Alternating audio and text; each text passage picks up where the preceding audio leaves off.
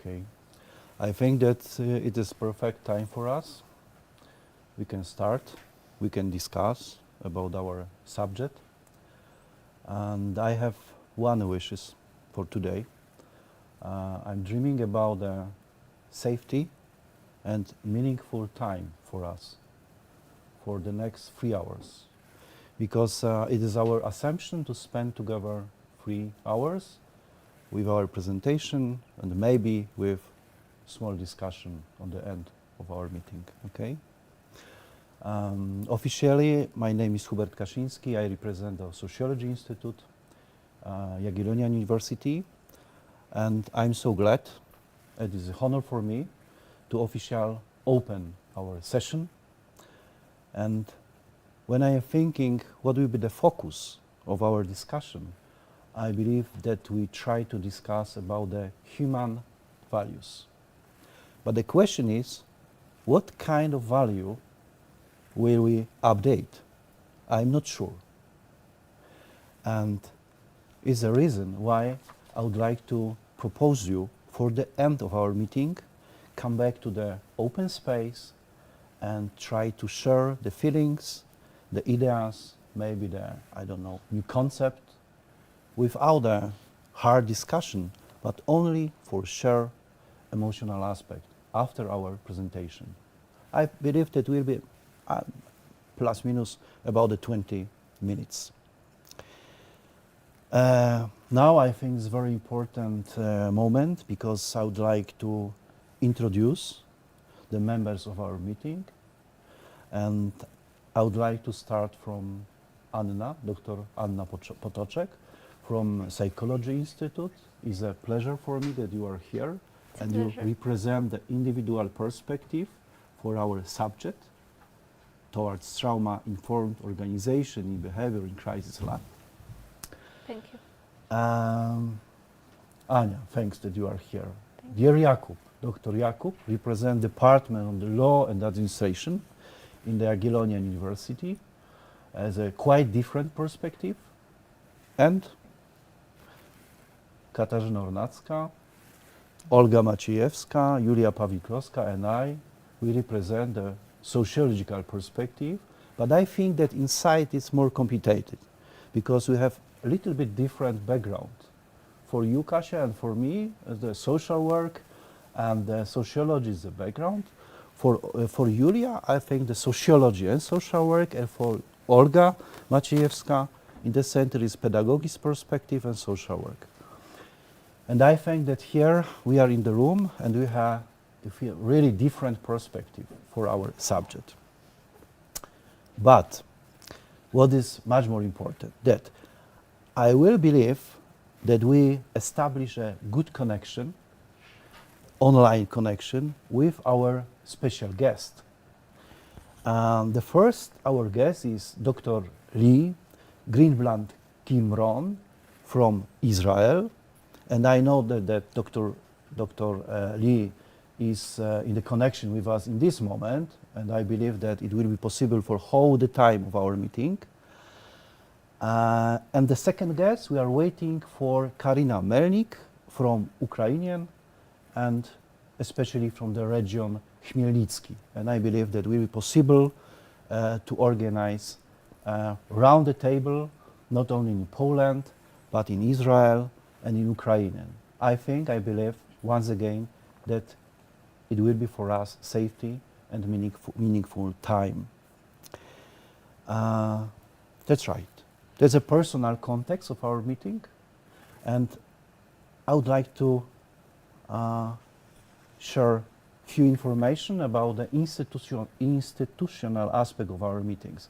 Once again, in the center, because we are rather from the Sociology Institute, and one element that in Sociology Institute we established more than 35 years ago, established a research focus on social work. And it is a reason why a lot of the years we are part of the Polish Association of Social Work School. But we're running the research and we try to build a good education level, and in the same way we try to be a part of the European families, members of social work school. And for today, we have a specific support from European Association of School of Social Work. And I would like to stress that for me it's a great honor to have a support from the board of the European Association, because thanks to the support, we have a possibility to be together and organize our meeting. We have a small activity inside the European Association. And the title of our small group is Holocaust for Contemporary Clinical Social Work.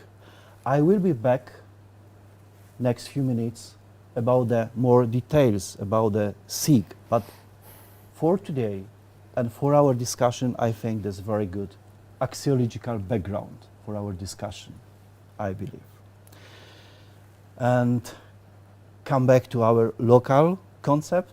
I think that's the foundation of our research activity, is a Behaviour in Crisis Lab, is a part of the Excellence Program, Excellence Research, Excellence University, and our Jagiellonian University take part, yeah? And we try to do something valuable, not only on the axiological, educational level, but you would like to be involved in the international perspective of the research. It's a very important Behaviour in Crisis Lab. And the small organization, really local from the Krakow, exists more than 10 years. It's an institute for therapy and the social education. And the tradition of our small organization is to have a lesson from the people who suffer from deep mental health disorders. It's a concept of phenomenological perspective for the individual experience. I think that is important for us. And our host for today, I would like to inform you, maybe for you it's not clear, but maybe for our guests it's not clear, that we are in the Center for Academic Support. And I'm so glad, it's a really honor that everything is working, and I would like to stress your support. Thanks a lot. Not only in this moment, but I believe that you stay with us longer, okay? Thanks once again. Okay, it's about institutional perspective, the structure of our meeting.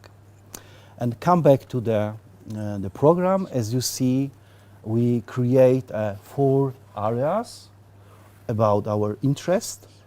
And the title of the first is Difficult Heritage. The second, Fair Response Practice. Next, Humanitarian Disasters. And the last one is a little bit secret name, Healthy SOAR. And maybe will be easier to understand after the presentation by Kasia Ornacka, but you have to wait because it's the last presentation. But I think that please stay with us because it's important to understand healthy SOAR is some kind of the secret inside.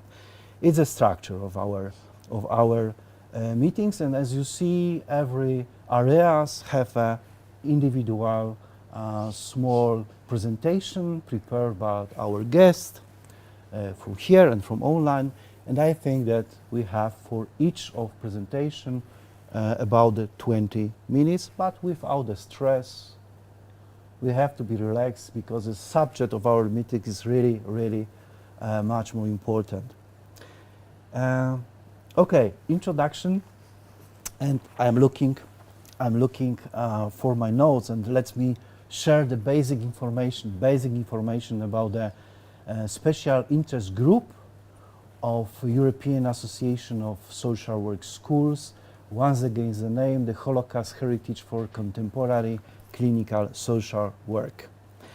And it's a quite new initiative. We established our SIG.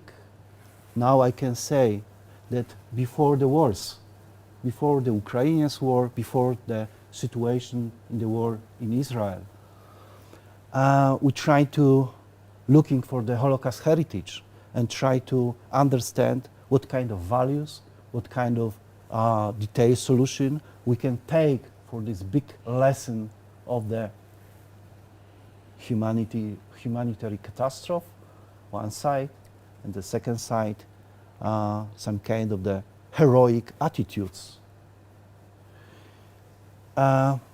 But I would like in this moment to stress that in this moment we have 9 schools on the board and the 3 universities from Poland, Jagiellonian University, University from Łódź, and the next from the city Olsztyn, Warmia Mazury University. The next very important is located in Czech Republic, in Ichlawa. It's a small school, polytechnics, and in this moment I would like to come back to the leader of the group, Olga Klepaczkova from Ichlawa. Olga, best regards from me and from our guest. In this moment, for Olga, it was not possible to be with us, but I believe that maybe she come back to us and see the movie and come back from Israel, maybe once again to Israel, and we established a free relation with 3 different schools, universities. The first one in Haifa University, and please, sorry, but for me it's Haifa University is a Professor Pnina Ron, regards Pnina. Maybe in the future we can meet together. And the second relation, absolutely important, is Dr. Lee and the Ariel University. And today we have a special occasion to have a lecture by Dr. Lee. And the last one is a university in Jerusalem. It's a Hebrew university. And yeah, it's our partners from Israel.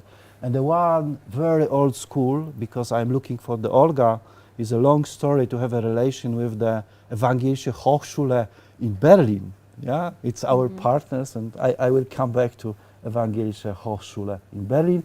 And the absolutely exotic from our perspective from Europe, we have the relation in United States and Georgian in Athens, and one schools working with us in the concept of not only about the Holocaust, but larger about the eugenic culture, about the sources of actual situation.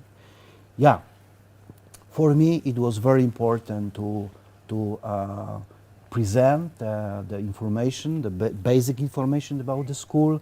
Now, once again, warm regardings for individuals who represent schools from different countries. I'm very obligated that you are with us, and I have a power to do something valuable for the research, for education.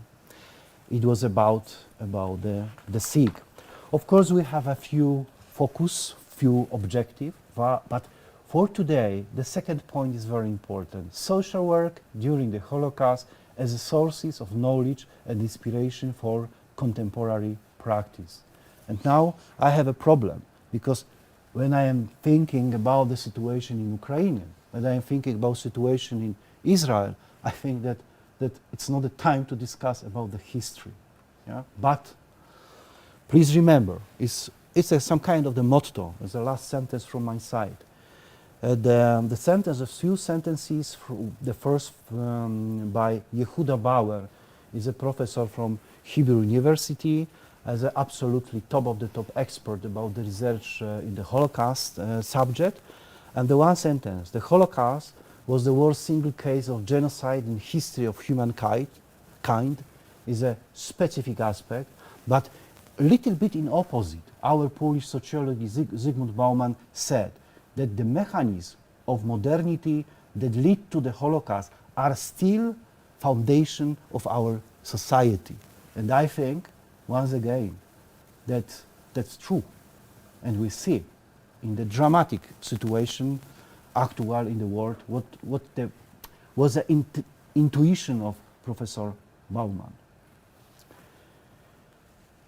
Okay, come back to the program. It was my introduction, and when I see the program on the screen, is there will be the first very important lecture prepared by Olga Maciejewska and Julia Pawlikowska. Luleuci. I'm so sorry. It's a stress, dear Julia. But I think for beginning we can change the presentation, okay? Because it's the end of my presentation, and then I will have to wait for your part of the lecture. But for the beginning, I'm not sure, but I think, dear Olga, that more than 10 years ago, we organized the first meeting with our colleagues from Berlin, once again from Evangelische Hochschule, and we said, okay, we take dear professor, we take the students from the Berlin and organize for you axiological walk. I remember it was the place, it was the walk on the area on former ghetto in Krakow. It was a beginning. It was a before the sick. It's already 10 years. Yeah, more than 10 years. And if I am thinking about our impact for education in Sociology Institute, I think that about I'm not sure, Olga, correct me, but I think that more than 400 students take part in our education and discuss about the Holocaust, discuss about the difficult heritage place and how to use to as a specific element to educational. Okay, I'm very interested in your presentation. Please, it's a secret things to change the slides, and good luck. Thank you very much. So together today with Julia, we will present you some basic reflections about axiological education in a very specific area, specific place in Krakow. And our speech is based on our research and educational experiences and activities in the space of former labor and concentration camp Płaszów in Krakow. And the most important part of our speech and of our research is the very complex and difficult issue of responsibility. And Julia will tell later more about this aspect. In this context, we can say that the most promising, the most important method of teaching and research is axiological education because it provides face-to-face contact, it provides first-hand knowledge and also direct experiences. And the starting point of our speech, our presentation is the history of Karl Płaszów. So now I will tell you a few words about it. On the photos, you will see some historical photos of Karl Płaszów. The German Nazi labor and concentration camp Płaszów was established in October 1942. What is very important, it was established on the ground of two Jewish cemeteries in Krakow, in districts known as Wola Duchacka and Podgórze, so this Płaszów was some kind of conventional name. This is the first element that distinguishes Karl Płaszów from other camps, other places like that in Europe, in the world. So the desecration of Jewish culture, the Jewish cemeteries, by the prisoners themselves, because they were forced to destroy the tombstones on this area. Płaszów was created, designed as a forced labor and then concentration camp, above all for the Jews from Krakow ghetto. And it was a turning point in the history of Płaszów. So the resettlement of about 8,000 people from Krakow ghetto on March 1943. It was the March 13 and 14, very important dates for Krakow, for Krakowian people. The second group were the people arrested during the street roundups in Krakow. Płaszów was also a camp for educational camp for Poles, and also for Jews who survived from the ghettos near Krakow. So Bochnia, Tarnów, for example, Rzeszów, Przemyśl, and from concentration camp in Szebnia. What is very important, in January 1944, this camp was reorganized to the concentration camp, so Konzentrationslager Płaszów by Krakow. And at the peak of camp organization, it was mid-1944, more than 20,000 people were imprisoned there, and about 200 buildings, structures were erected there. So barracks for the prisoners, also camp infrastructure buildings, and houses for the camp staff.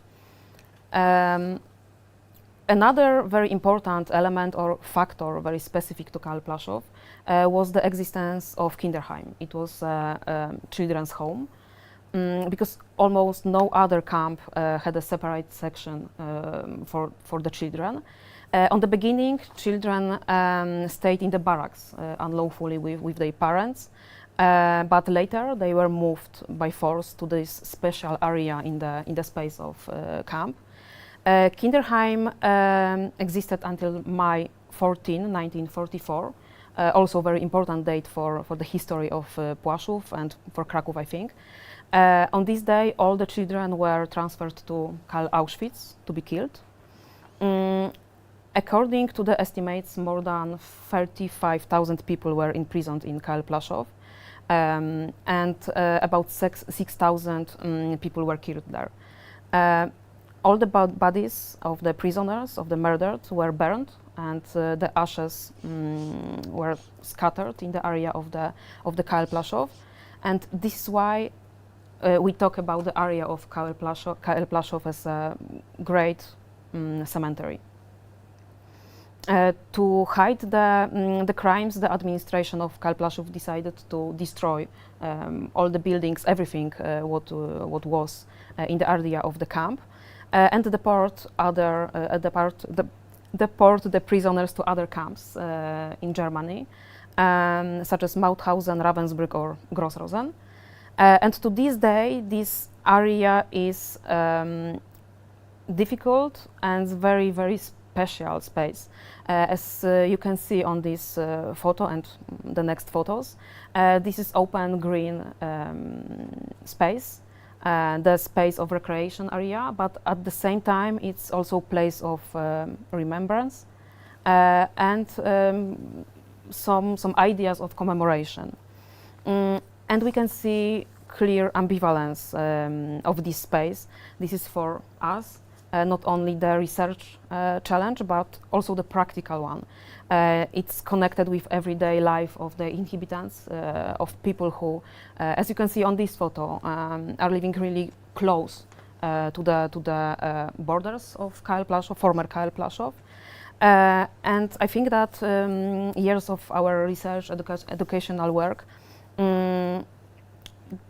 give us the right to say that to understand this space, the specific of this space, the understanding of this space is possible only when we have relation, when you have contact with people who really live next to the space, who are inhabitants, and also for the second group, so the people who really are users of this post-camp space. Yeah, and more about education, about research will say Julia. Yeah, because like Olga mentioned on the beginning of her presentation, we first of all would like to talk about education on this area, and this is what we are doing nowadays, so I think it's important to tell something more about that, what we are actually doing. A great part of our research is education. That's why it's also important for us to start the main part of our speech from this point. Running the course is making great impact for mentioned research, not only because of students are conducting research with us, but also because of students' education indeed and education in general. I mean, in social point of view. Transferring of knowledge, discussion, developing soft skills, helping students growing their awareness in this topic. Course which we are running has a form of research seminar, so it's not like a classic lecture, but there is like a lot of space for discussion and making this field research. During our course, we are showing student history of Karl Plaszow, like Olga mentioned already, making some workshop to try encourage them to answer of their hard moral, ethical questions in connection to this area. So I think it's very important. As we mentioned, we are running this course in Jagiellonian University Institute of Sociology from 2019 till present, and who actually can join. All students can join from Institute of Sociology. There are small groups, like 15 to 17 students, And yeah, it's on a level of bachelor as well as a master degree, so all students are welcome. Main topic of discussion in on our classes, first of all, is recognizing the context of the planned research which we are conducting. But especially the social one. We are always giving opportunity students to recognize this topic by themselves.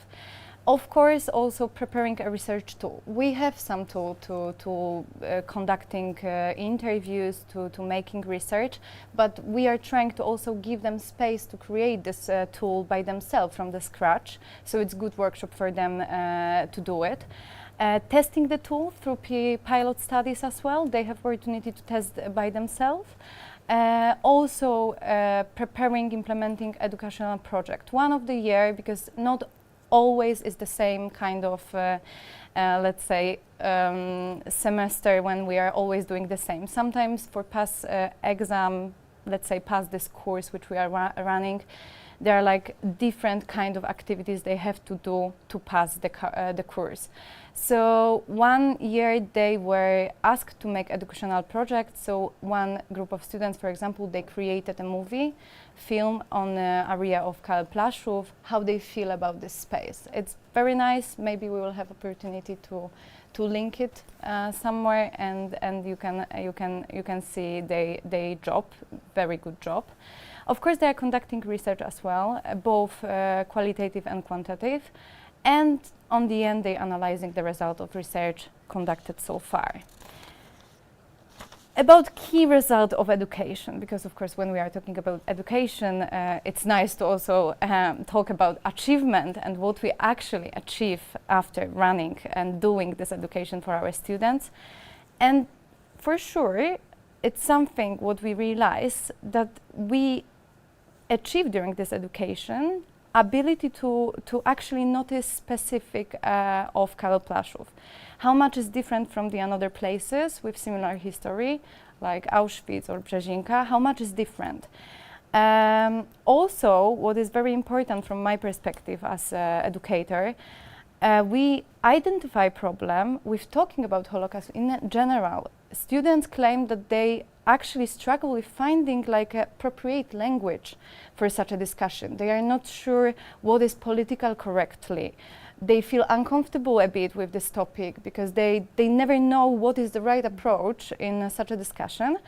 Therefore, crucial for us from the social point of view is the fact that students feel much more confident with talking about this topic, Holocaust in general, after this course. They are also much more confident about talking about relationship between Jewish and Polish people in general as well. In this point, we are using book written by Polish author Leociak, Młyny Boże. He is describing history and relationship between Jewish and Polish people a long time ago and a long time before also war, how it was. So students can have some also knowledge about indeed only relationship between Polish and Jewish people, how it was. And also not only this political correctly version, which is very often presented by authority, by media. So they have opportunity to open their mind a bit about this topic. Can go to another.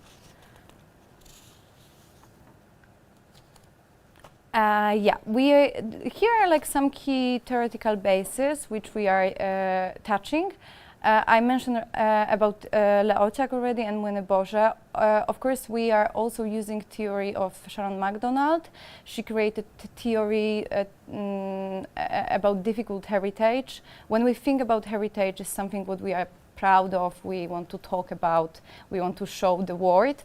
But we have to remember that there is also heritage which is connected with something not we are proud of, not something what we want to show and show off. So we realize that area of former concentration camp, Karl Plaszów, definitely is difficult heritage area. That's why we are also touching this topic. About the rest I will come back later. About methodology. As Olga mentioned already, we are using axiological walk as our main, let's say, factor in both studies, research study, but in education. And we organize these axiological walks around the former camps, and we see this as the most important part of education. We are taking students to area of former concentration camp. We are walking through crucial points and reading pieces of a notebook written by former prisoner Józef Bał, and we are including his memory of the time when concentration camp was existing. This time for students, I think it's a time to get know the space, but not only from historical point of view. We have to remember we are not historic, we are sociologists. So it's not about talk only about historical point of view, but first of all, emotional point of view. Also, this is a great space to make a reflection, answer this hard ethical question, how nowadays this space should look like and how should be used. But also, it's time for students to prepare actually field study and make some observation before conducting interviews. Of course, the great part of our research are also in-depth interviews with residents.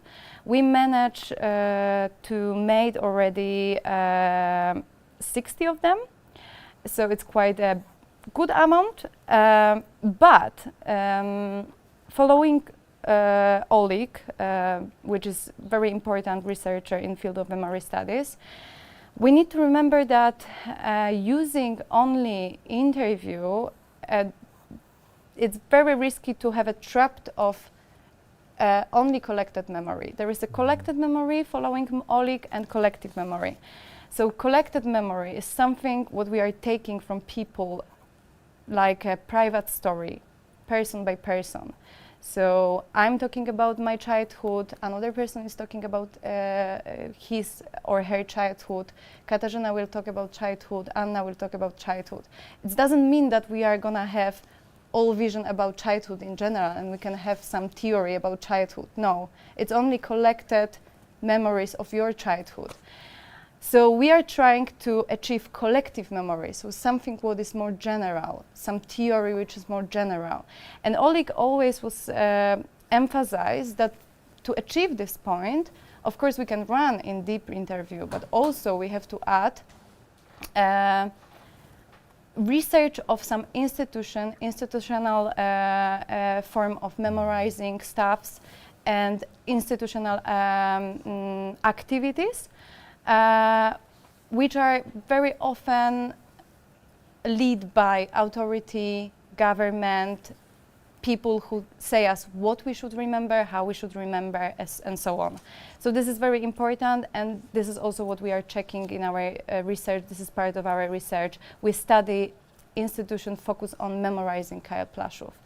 So it's kind of something plus adding in our research. Why we are doing this? Motivation of conducting this research. The starting point of for actually initiate research in Kyle Plaszów was recognize community living around this area. Because field of our interest in general was always mental health, trauma, working with group with difficult heritage. When we started our axiological work, we had actually impression that this local community can be interesting group, and we wanted to find out more about their relationship with this space, which is at the same time their backyard and the former concentration camp, which is kind of controversial. We started cooperation with Krakowian Museum, which organized public consultation with local community.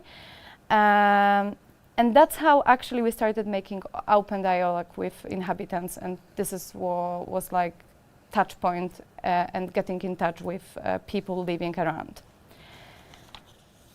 About our key result, to sum up a bit our research, briefly about some of our key results.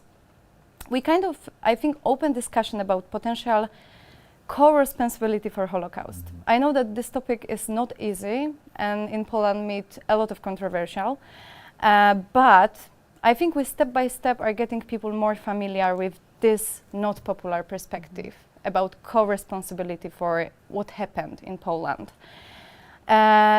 This is what actually came up with our research, is huge unclearness who should take responsibility for the space. Despite the fact that people declare responsibility, in practice they don't undertake an action in connection to commemorate the space. Also, they do not have clear vision how mention, commemorate should look like as well. Residents of this area are not identified themselves as a part of a local community, but at the same time they recognize existing one. Group of people living around area of former concentration camp, which are against to creation a memorial institution, for example, museum. Being in this kind of opposition is kind of glue for this local community in our opinion. So for sure, we are dealing with peculiar example of ambivalent conflict zone. For inhabitants, the process of fighting for the right to this space and the responsibility for this may now be more important than post-camp area itself. It has started to characterize them and to bind them together, kind of. When I was conducting one walk with my family, like privately, on Kajal Plaszów, when I mentioned about kind of co-responsibility, my aunt, I remember she told me like, but what you are talking about? What co-responsibility? Why you are talking about responsibility, Polish people, for such a event, for such a stuffs happened? And I realized then how much people treat responsibility as looking for someone who is guilty for this, and it's not the same thing.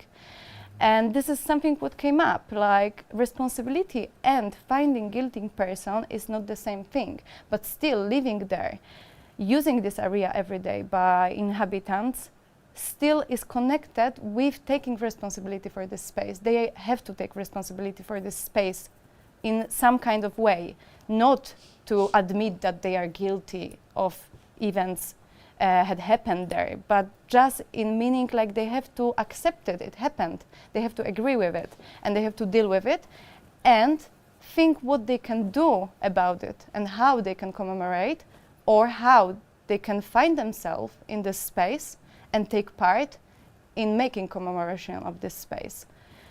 We thought about organize actually meeting with people, local community living there, and to try to make open dialogue with them, and also involve them also in kind of this memory process. They could be guide for people, they could be people who are making workshop for another people, how it is living there around, how they were using this space, how they were taking care of this space, because they used to take care of this space as well after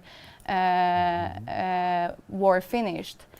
And for this, we can see big space for social worker who can be involved in such a dialogue. They can be mediator between local community and city, which has a task to create institution of memory in this place.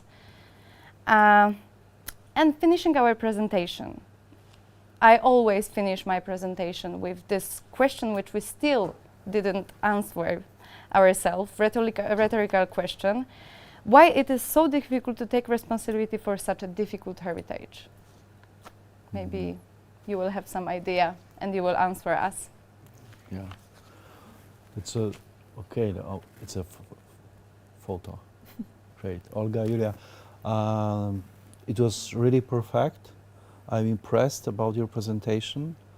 Of course, I'm interested about the opinion by Professor Leociak, for instance, when you are discuss about the responsibility, as nearly to my perspective, how we try to should to discuss about responsibility for the Holocaust. once again, so thanks. But only one sentence to Olga and to Julia, but especially to Julia. Thanks a lot, especially you, because you spent, I tried to define during your presentation, so sorry, you spent with our students about more than 300 hours as a voluntaries. And thanks in the name of the students, because we tried to the best to prepare the people for potential the crisis and how to take responsibility for maybe the humanistic disasters. But yeah, and I think that thanks for your input. Yeah, I wanted to mention and actually relate what you said on the beginning, that maybe it's not the best time to talk about that. No, it is the best time to talk about that. And I know about that from the perspective of being with students and how much they don't know how to talk about this kind of stuff, how much they can't find proper language to do it. So this is the best time to talk with students about that, what is going on the world in general. Okay, thanks a lot. Okay, and we can make another step, because I see that Dr. Lee is ready. Professor Herbert, I apologize if I missed something here. Missiles were being fired in Israel, so I missed the end of your lecture because I had to run for shelter. So if you called me and I wasn't here, that is the reason. But I was enjoying the lecture until the moment that I had to run. So if you called me and I wasn't here, that's what happened. Okay. We hope you are safe. Yeah, we hope.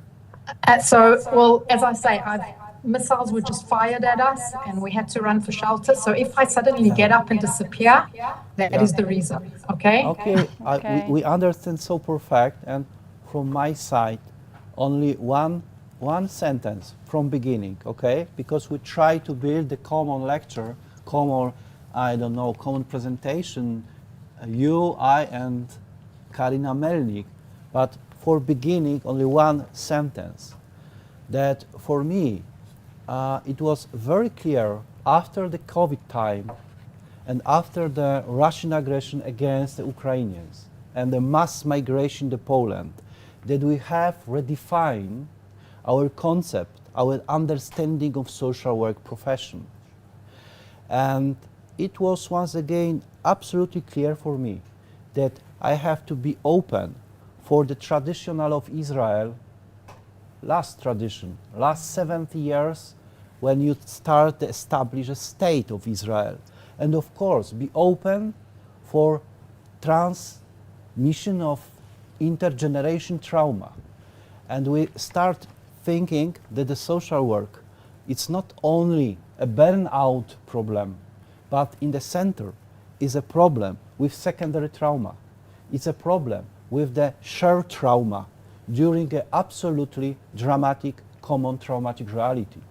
And I think that I found a lot of researchers in Israel. I meet last 3 years a lot of the professionalists, but in the center, I met you, dear Dr. Lee, and it was absolutely so great present, I don't know, from God, I think, that we have a relation. And it's only for beginning. I know that in this time is absolutely extremely hard situation to do the lecture. We are open. We are for you. Thanks a lot. First of all, I'd like to thank Professor Herbert for inviting me, for our friendship, for our work together, for our collaboration. For me, it's a pleasure too, Professor Herbert. And I think Professor Herbert knows that the only reason that I actually managed to get myself here under the circumstances that I'm in at the moment is due to our collaboration. Olga and Julia, it's so great to see you again. We met in Milan, and I'm really, as I told you back then, I loved listening to you, and I loved listening to you now while you were talking, up to the point where I had to run to a shelter because missiles were being fired at us. I kept thinking, you're talking about heritage and trauma, and I'm coming from a completely different point, because what I'm going to discuss is not something. In fact, when Professor Herbert asked me to give this lecture months ago, It was all planned, and I knew what I was going to say. We discussed it. We met in Israel together, and I knew what I was going to discuss. But all of that, as I said to Professor Herbert yesterday, is not relevant because after what's happening now. So that's just an introduction. So Olga, Julia, thank you very much. I really enjoyed seeing you again. Should I share my screen, Professor Herbert? Yes, please. Okay, please let me know if you can see it properly. Can you see? Yes, we we can, see our yeah. presentation, so perfect. Thanks. Okay. So Professor Herbert invited me to talk about first response practice, social work, and secondary trauma.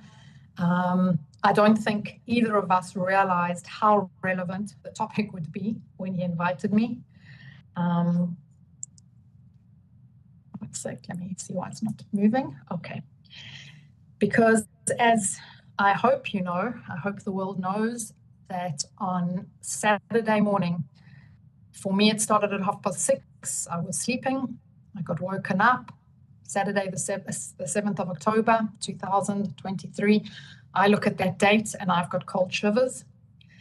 Hamas terrorists fired a huge barrage of missiles and sirens sounded across Israel. We're used to it. I don't live in the south of the country, but even not in the south, we're used to it. But there was something about that morning, about the amount of missiles that were coming, that we were confused. I think that's the best way I could describe it. But we had no idea what was happening to our brothers and sisters down south. Because as they were firing these rockets at us, and we were all scrambling for shelter, just as I did a few minutes ago, and unfortunately missed the end of your lecture, they were invading the southern areas of the country violently, brutally, murdering, burning, raping, beheading babies, kidnapping entire families, murdering half the family, kidnapping the other half. We're talking about Holocaust heritage. I think we can see similarities here. Families, it was 6:30 in the morning, families were sleeping. They got woken up to absolute horror. There was a rave, a dance party, a rave of, I'm not sure of the exact number because somehow it's in Israel, we're not sure of numbers because they keep changing, they keep getting bigger. But approximately, I'm not going to sign on the number, 3,000 young adults who were at a rave. What is a rave party? It's a party for dancing for freedom, for peace dancers who were dancing the whole night, who were happy. The sirens came, they started looking for shelter, and they got massacred. They got murdered. I'm sorry for the horrific details, but it has to be told what happened. Women were raped on their dead friends' bodies and either murdered or kidnapped afterwards. Young adults who were looking for shelter were in bomb shelters. We've got bomb shelters in Israel due to our reality. And the Hamas terrorists threw grenades into the bomb shelters.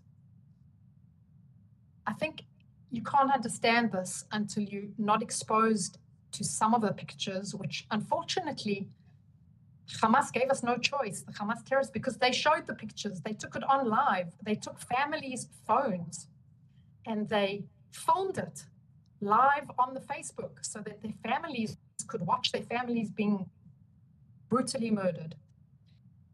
The numbers keep escalating, as I said, so please don't quote me on the numbers that I'm giving. The latest numbers that I've seen were on that morning of Saturday, 1,400 Israelis were murdered. Again, please do not quote me because the numbers always seem to be changing. Around approximately 40,000, I can't even get the numbers, 40,000 were injured. And what we know of today are around, again, approximately, because we don't know how many, 220 Israelis are being held hostage in Gaza. We don't know the numbers because we've also got body bags that still haven't been accounted for, as the bodies are so badly burnt that they're unable to put the pieces together.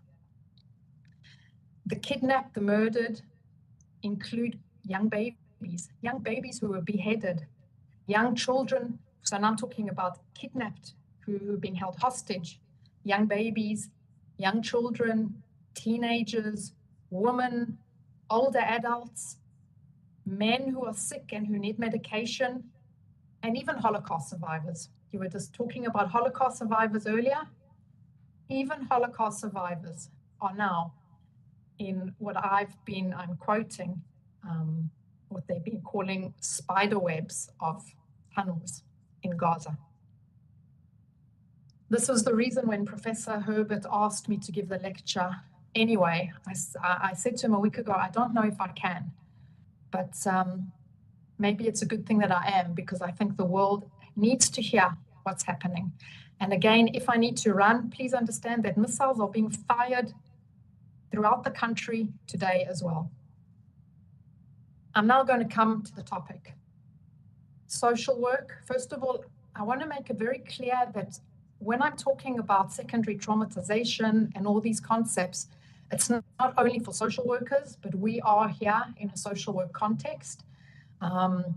We've got a lot of first response fighters out there who are experiencing traumatization, maybe even more than the social workers. But this lecture, I'm going to focus on social workers. And the biggest question is, how do we find the light? Maybe I can tell you that one of the amazing things is that we don't have enough social workers at the moment, or mental health practitioners in our services, because the magnitude of this event was never thought anything like this could happen. So the social workers are volunteering together with the official social workers. We're all out there. Why are we out there? How are we finding the light? What are we doing? Earlier you were talking about collective childhood and memories. I'm talking about collective trauma. I'm even talking about an effect where we're being, as social workers, doubly exposed, because on the one hand, as I just said to you, during this lecture, now I had to run for shelter because I'm having missiles bombed at me. Israel's a small country. Everybody knows everybody to some degree. So I don't think there's one family in Israel that doesn't know someone. It might be a closer relation, it might be a further relation, but we've all got the stories from down south, while at the same time we're having missiles shot at us. And when we're talking about collective trauma, this is what we're talking about. We're talking about a trauma that's affecting an entire society. It's causing fear and horror. As much as I'm used to the sirens going off, I was so involved in listening to your very, very, Olga and Yulia, your very interesting, your lecture, that I was with you. I wasn't on alert. I was with you. And suddenly I heard the sirens. My phone gives me a signal. My phone suddenly starts giving me all these colors. I jumped because we're also at the moment, our lives are being disrupted. Work's been disrupted. Our children aren't going to school. Universities aren't even a question. Family gatherings, social activities, pleasure activities, it's all been disrupted. And yet we're still finding the light. So let's try have a look at the positive and the negatives of being a social worker in such, maybe you can help me find the word, because I haven't found the word. We're still in it. Such a unbelievable, horrific. There's many words. Maybe if I give the same lecture in a few months' time, I'll find the actual word, but we're still finding the light. So first of all, let's have a look at mental health professionals who are exposed to indirect exposure due to traumatic experiences. Again, I'm talking here, it's a bit of a double talk, because on the one hand, as you understand, I'm having missiles shot at me, but on the other hand, I wasn't down south. So when I'm thinking of the really traumatic experiences, I'm talking about our civilians who were down there. And again, at this party of 3,000 younger adults, more or less. They were from all over the country. They weren't only people who were living from down south. So we're talking about indirect exposure to the traumatic experiences of another individual, that it's been recognized as an occupational risk to the mental health of helping professionals. When Professor Herbert and I discussed this in the beginning, I was telling him about experiences of working with rape victims and hearing the constant stories of the rape victims and how these affect us. At the moment, as I said, I'm going to direct this lecture on what's happening today in October 2023. According to Figley in 1995, who was the one who actually brought in the concept, he says that we have an ethical obligation to ensure that mental health professionals are warned of these risks, that they are aware of these risks, that they understand that by giving or by hearing the gruesome details, the poisonous details of all these traumatic events, they themselves are at risk. There are many different concepts that have been, or constructs that have been discussed in the literature. Professor Herbert, I think you also referred to burnout, which is another concept, but I didn't want to take too much time, so I'm not going to relate to burnout. I'm going to relate to vicarious traumatization and secondary traumatic stress. These concepts often overlap. They're often used interchangeably, but in order to maybe bring out the message a little bit stronger, I'm going to, for the purpose of this lecture, I'm going to separate between the two concepts. So when we're talking about vicarious traumatization, we're talking about negative changes in cognitive schemas of the social worker. I'm going to refer to social workers due to the indirect exposure to the traumatic experience of others, and it's world assumptions about themselves, how they perceive themselves, about other people, about the world, about perceptions of trust and safety. These changes that happen, they psychological changes that happen to the personality of the social worker, changes in self-identity, changes in worldview, in spirituality, in feelings of self-competence, coming from the belief that the world is dangerous. If you look at our situation today, as social workers, it's a little bit difficult to see the world as not a dangerous place when I'm sitting here giving a lecture and I'm having missiles thrown at me. The fear of terrorists inside the country is something that we're hearing about all the time. And as I said, as social workers, in many ways, we're getting double exposure because obviously we are hearing what's happening in the country. I myself just ran to shelter from a missile. And we're hearing the gruesome accounts of our clients. If I look at secondary traumatization or secondary traumatic stress, which was a concept which was already described by Sigley in 1995, we're discussing symptoms of distress and behaviors following indirect exposure to trauma experienced by others. And these symptoms mirror those of post-traumatic stress disorder.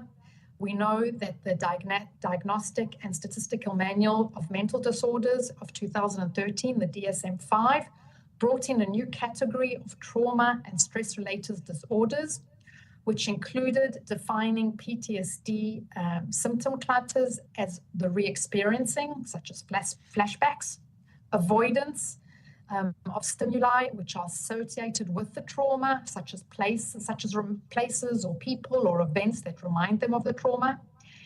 They introduced a new cluster of negative cognitions and mood, which include negative thoughts about oneself, about other people, about the world, a lot of feelings of self-blame, a lot of negative emotions. And then, of course, there's the cluster of arousal, which are talking about exaggerated started response, which honestly, while I was very involved in Olga and Yulia's lecture, and I was enjoying it, and suddenly my phone started beeping and sirens started going off, honestly, I jumped. That's a startled response. Continue. So if we look at the risk factors of who is going to, which social workers are at risk of developing or VS or STSS, research, although there are often or there are some studies which have shown different effects, but overall, I'm going to give a general picture. We're talking about mental health professionals of a younger age who've had less experience, who've had unprocessed traumatic experience in themselves. And when I say unprocessed traumatic experiences, I'm saying that they haven't worked on them. They haven't, sometimes we think that we can self-heal through our clients. We can't self-heal through our clients. First, we need to self-heal, and then we can go to our clients. Current stress, I'm not sure what that's saying about us social workers in Israel right now. Sense of danger, once again. And emotional regulation, the way in which we are able to regulate our reactions. As I said, when my phone started buzzing and I started hearing sirens, I jumped. But then I said, okay, I need to leave the lecture, and I apologize. Olga and Yulia, I really wanted to listen to the end of it, but I can't. I need to now find a safe place that I can be in. I need to wait for the amount of time that the army tells me to wait, and then I can come back and I can continue. So there's also the aspect of self-regulation. If we look on the side of the organization that we're working in, and I think this is very important because I think the organizations need to understand, if we look back at Figley, I said at the beginning, he said that there's an ethical obligation to avoid these effects. So if we look at all the organization risk factors, we're looking at the caseload, how many clients we're dealing with, the type of cases, the lack of diversity. I even remember when I was working with victims of trauma, of sexual trauma, our organization tried to, every case is traumatic, but tried to make the cases so that they were equalized between all the workers in terms of the intensity of them, the work conditions, the way the workers are related to, if there's place to have a cup of coffee, little things which make a big difference. Unclear job definition is definitely a risk factor, where the social worker's not sure where they're supposed to be, what they're supposed to be. Sometimes there's different organizations that are working together and it's unclear who needs to be where. Lack of supervision. I cannot stress this point enough. Please write this point down. When we are working with trauma victims, I think in any case, if we're working as social workers, we need supervision. We need professional supervision. We cannot keep all these stories and all these dilemmas that we're dealing with by ourselves. Supervision is a critical aspect of avoiding the bad effects or the bad impacts or the negative, the adverse impacts of working with trauma victims. And lack of support from colleagues is very, very important. One of the things that we're doing today is at a certain hour, we're meeting and we're having lunch together. It might seem like it's a ridiculous thing, but it's not. That's what's helping us get through the day. If you're working at an organization with trauma, with rape victims, between each client, have a cup of coffee with a colleague. It makes such a difference. How do we prevent all the adverse effects of working with trauma? So if we look at the side of us, of the mental health professionals, one of the ways is creating a balance between our professional and our personal life. We need limits. We need to know, okay, this is my work, and this is my home, and this is my personal life. We can't be there all the time, because if we're there all the time, we are going to start developing symptoms of PTSD. We need social support networks outside the organization, family, friends, whatever it may be, religious activities, sports activities. Social support is a huge factor. Maintaining a physical balance. What do I mean by that? Sleeping. That's a big issue today in Israel because we're not sleeping. And when we eventually do fall asleep, we get woken up by sirens and then try go back to sleep. It's not that easy. But yes, we need to sleep.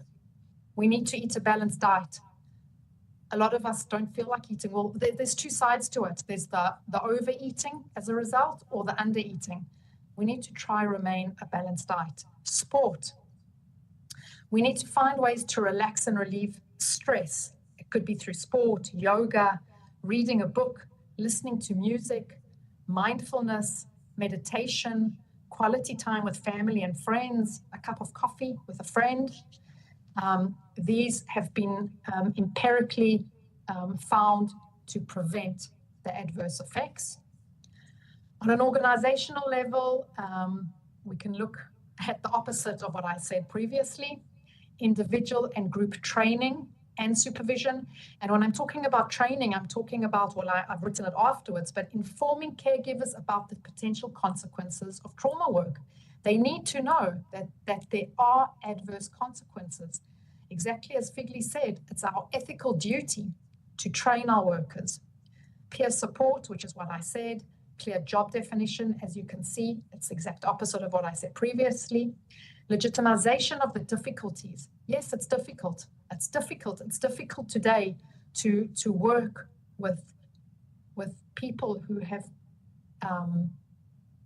endured such horrific events. We need to be able to say that these stories are horrific. And I think Professor Herbert, who we've known each other for, correct me, Professor Herbert, around 2 years, am I right? I've lost track. Something like that. I think you've seen how this event has affected how I'm feeling right now.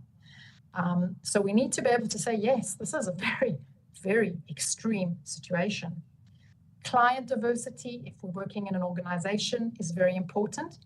And something for the organization to take into account is it's very important to focus on successes, to give positive feedback to the workers.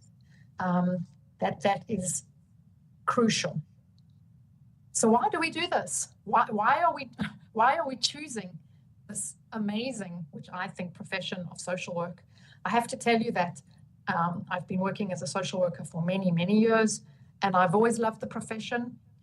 With everything that's going on right now in my country, I love the profession even more. I'm proud to be a social worker because we have positive effects of working with trauma survivors. We develop interpersonal skills. We've got an increased appreciation of human resilience. We get satisfaction from seeing clients' growth. And maybe the biggest word that should be here, which isn't, but I'll say it, is meaning, significance of being a part of the recovery process. I'd like to end off my speech by a prayer for all those who were murdered, abused, raped, and kidnapped on the 7th of October. Please help us bring them back home. Thank you.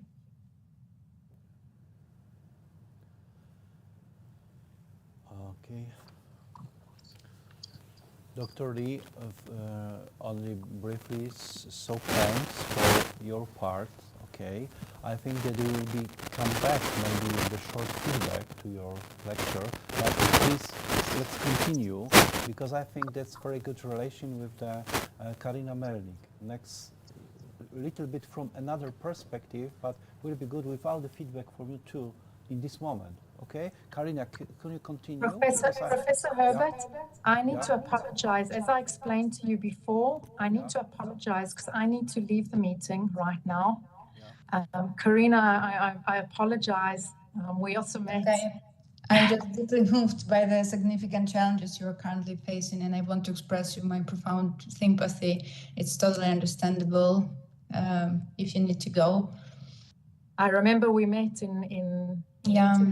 and you were telling about your experiences in Ukraine.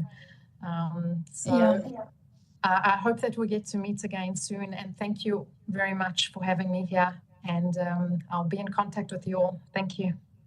Thank you so much. We take your lecture to our social workers in Krakow, and I think not only in our city. It was really valuable. Thanks from my heart, and I think it was absolutely in the point. Thanks a lot. Stay safety, and we will in the contact, okay? I believe that we meet once again like in Milano nearly in the future. I would Somewhere really in the world. to meet all of I'm you. waiting It's for so. another contact with you, not only on the online. Thanks a lot. Thank you all very much. Thank you, and I hope to see you Take all care, soon. Lee. Thank you. Bye bye. Thank you. So I guess I can continue anyway. It's really nice to see you, all my colleagues, in one room here in a small screen.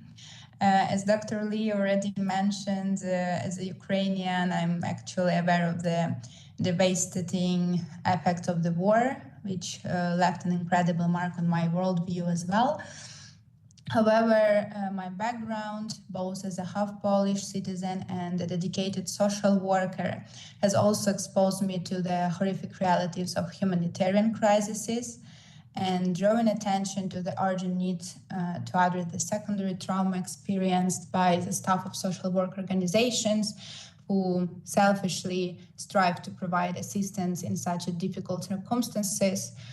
Today, I'm honored to present a research that delves into the often overlooked issue of secondary trauma and its impact on the staff of social welfare organizations, but also a phenomenon of hospitality, which took place in Europe, but especially in Poland.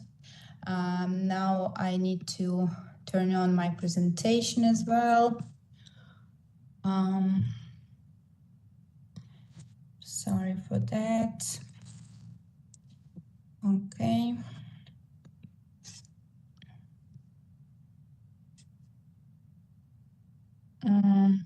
Yeah, I hope you see it right now. So since February 24, 2022, more than 10.5 million people, refugees from Ukraine, have crossed the Polish border, and the government estimates that Polish families have hosted 1.6 million Ukrainian refugees in their homes since the invasion. The story of our study begins on the first day of the escalation on February 24. I had a flight to Kyiv from Barcelona in that day.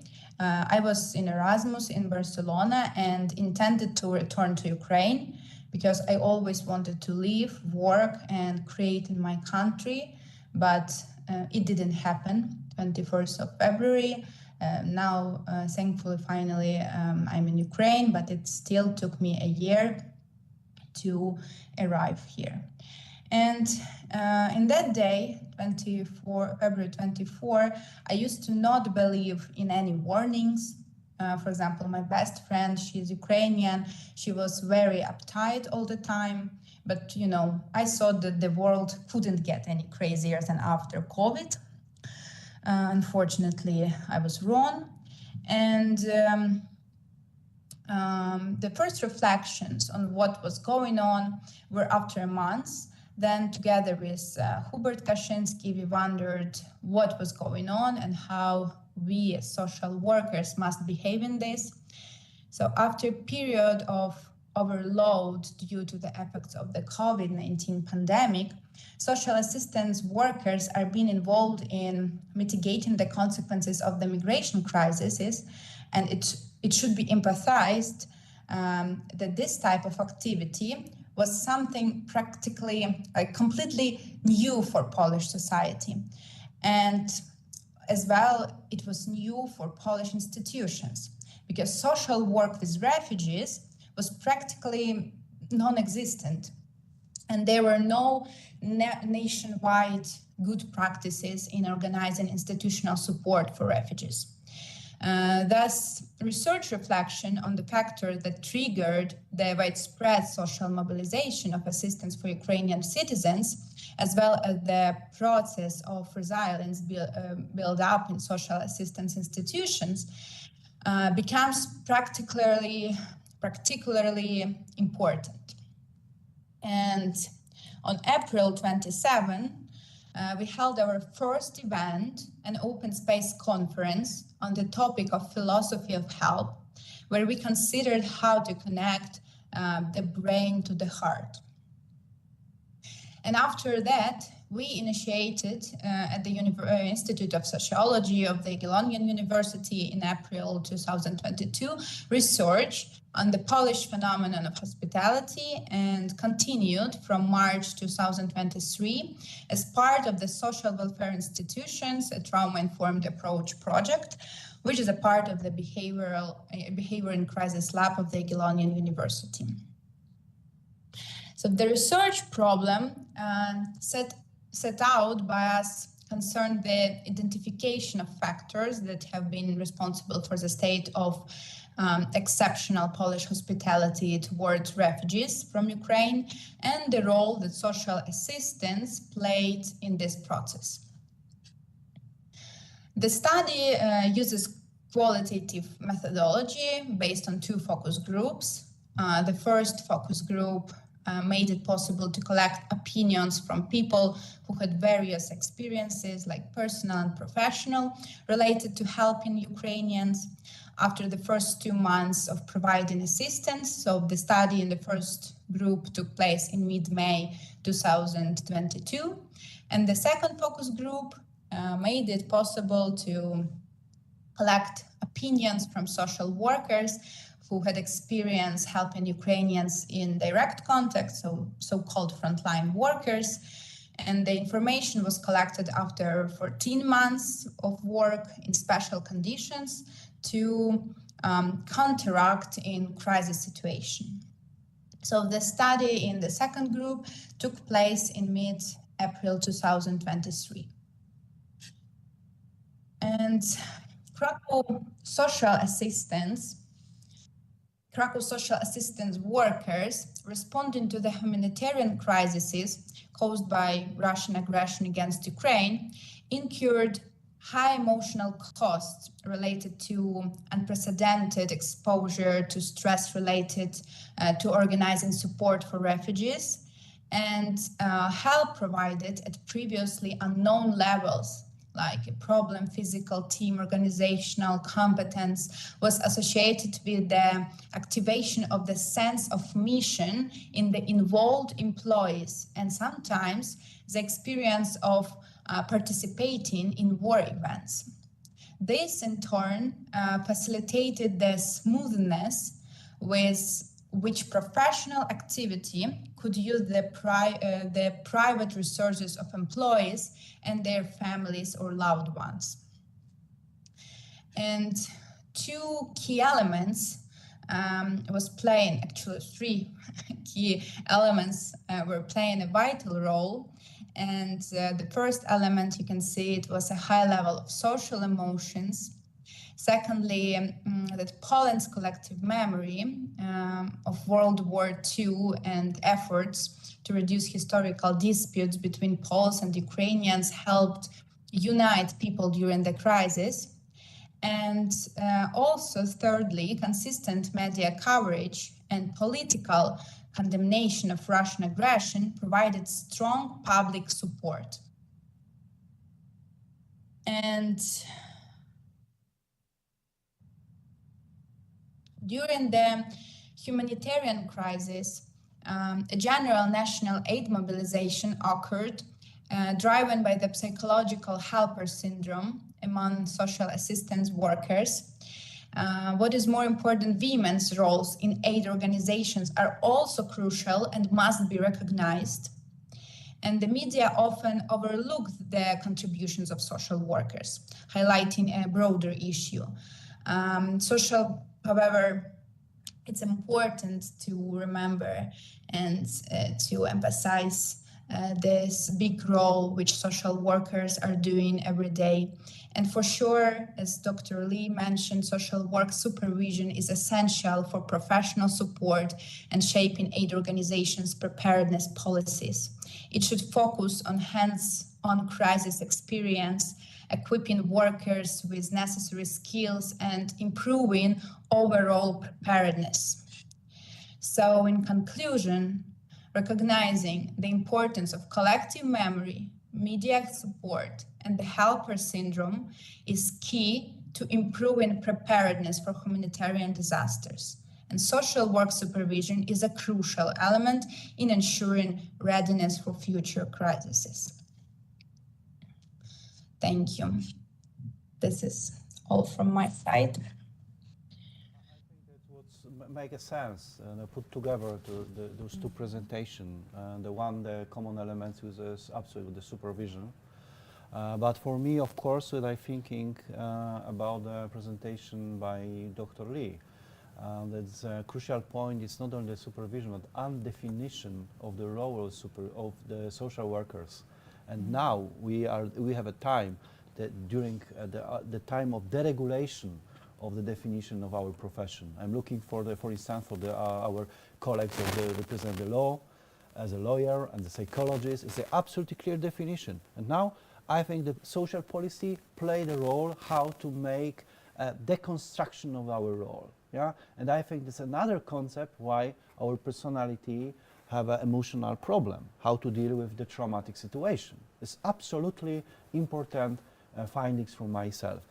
Dear Karina and dear all, I think that if do you agree with me that we need a 7 minutes of break, okay? The 7 minutes of break, because it's another kind to be on the conference and another kind is to be in the camera, okay? And the next part will be a little bit about the future, and I think that please stay with us if someone is in the online, on the streaming, but it will be focus on the future concept, international perspective, because I believe that in this moment we need really seriously the authorities of research authorities, about, I don't know, the politician authorities to protect the people. Really, we have to make a balance and build as powerful attitudes and a strong professionalist. Yeah, Karina, if you'd like to stay with us and be after the break, will be a great pleasure for us. If not, I understand, because it's another side of present. Okay, thanks, Karina. Okay, what's your plan? What kind of plan have you? I will join you in YouTube and will follow your stream. But here in WebEx, I guess I will drop the call. Today in the evening or tomorrow during the day. Fine. So sorry they a little bit pressed you, but I think that we need a break, okay? No, we all need Fine, a break. definitely. We all need break. Good, 7 minutes of break. Tak, to jest fantastic.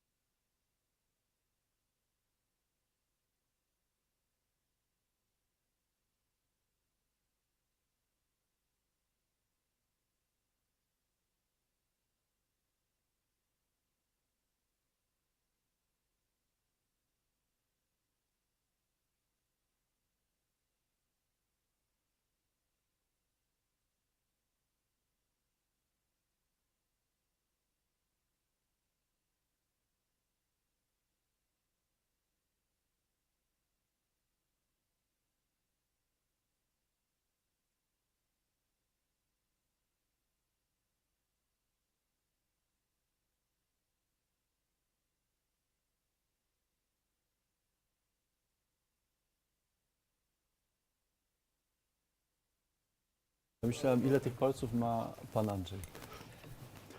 Okay. Second part, after the short break, and we are together again. And now another perspective, psychological approach, and the question why we are ready to help others, yeah, in the light of the research. Anna Potoczek, please, your time. Thank you very much for inviting me for this very interesting event. Today I would like to say a few words about why do people engage in helping behavior. And my short lecture will consist of three parts. First, I would like to shortly say about very classical psychological studies and research regarding why people engage in helping behavior. Then I would like to shortly say about situation related to war in Ukraine and influx of Ukrainian refugees to Poland. And finally, I would like to present you with very recent research from our lab, from Behavior in Crisis Lab, about why people engaged in help towards Ukrainian refugees. Okay, so one of the questions that comes to our mind when we think about helping behavior is when helping evolves. So actually, research shows that even before they are 1 year old, infants begin to respond to distress in other children. And some spontaneous prosocial behavior emerges between the ages of 1 and 2 years. So in general, people are aroused by the distress of others, and it has a biological and evolutionary basis. So even some researchers state that humans are inherently empathic creatures. They are prepared biologically to feel empathy towards others. Okay, so who do we help? Who are the people that we are most likely to help? So research shows that people are more likely to help others who are similar to them rather than those who are dissimilar. And this is because we can feel a common identity with people who are similar to us. We feel that we have a common fate with them, and the sense of we-ness emerges. And especially we are most likely to help people from our group when we feel threatened. So in times of all the situations related to crisis, like wars, humanitarian crisis, collapse of democracy and so on, these are the circumstances under which we are most likely to help other people. And finally, why do we help? So there are several factors that psychologists discuss of why we engage in helping behavior, and it's related to social learning, social norms, emotions, and individual characteristics. So when it comes to social learning, in general, people will be more likely to engage in helping actions that are rewarded and less likely to engage in helping actions that are punished. So some research shows that when people are rewarded with their helping behavior, in the next occasion, 90% of them engage in helping behavior again. However, when they engage in help behavior and the action was in some way punished, only 45% continue with helping behavior, so twice as less as compared to the first situation. And people not only learn about what are the consequences of helping by themselves, but also by observing others. So for example, as it was mentioned before by Karina, when people, for example, learn in the television about the consequences of helping, so they see that people are prized for helping, that they are rewarded for helping, they are more likely to help themselves because they are learning from others what are the consequences of helping behavior. Therefore, it was very important, for example, during the war, to see the media coverage of people helping others. Also, it is very important the role of social norms. So norms define what people ought to do and they guide our behavior. And failure to satisfy these obligations of others make us feel bad and may generate criticism from others. So when all the other people are engaged in helping behavior in some way, and we are the only ones in our circle that are indifferent for this problem, we will probably feel bad, and other people will criticize us for not being engaged. So to escape such situation, people will also engage in helping behavior. So one such a norm of helping is equity norm. So in general, people want to believe that we live in a just world where good things happen to good people and where bad things happen to bad people. And unfortunately, situations such as, for example, war, show us that world is not a just place. However, as I mentioned here, such a norm can be a double-edged sword, because people may be motivated to help others who have been treated unfairly, to make the world fair and just again, to make themselves feel that they live in a world that is just because those who need help are being helped. However, when help is very demanding or it is even impossible, people still want to hold this view that the world is a just place, and often they will devalue an innocent victim because they are motivated to see the world as just. So they will solve this cognitive dissonance of seeing that people are in unjust situations by blaming them that they are responsible for what happened to them. And also, people are more likely to help those who are dependent on them. So, for example, people are more likely to help people with disabilities and those who are in need. But again, there is a but to this sentence, because people are reluctant to help others whose own behavior caused their dependency. So, for example, there is research showing that people who are suffering from AIDS are more likely to get help and to get sympathy from other people when they were when their disease comes from the blood transfusion problems, rather than, for example, when they engage in risky behaviors. So, in general, the perceived controllability of a person's problem is major determinant of whether we will feel sympathy toward this person. So, their own decision to become dependent toward others is important here. And also, people who experience negative states, negative emotions, are motivated to reduce them. And when we see other people suffering, we of course feel negative emotions. We feel sadness, we feel guilt that we are in a better situation compared to others. And through socialization and experience, we have learned that helping others can make us feel good. So it is a form of regulating our own emotions. And indeed, research shows that helping others can perceive our self-esteem. We can feel as better people when we help others. And it also heightens our sense of integrity. And also, there is very important role of altruism, because the previous reasons that I enlisted for helping people in need were a bit egoistic, because I mentioned that people help to regulate their emotions, to avoid being criticized by other people, and so on and so forth. However, there is also a group of people that help, and it cannot be explained by the reasons that I mentioned before. So people who help just because they want the situation of others to be improved. And this situation, this form of helping, is called altruism. So helping without expecting anything good to happen to us, just being concentrated on the person that is in need.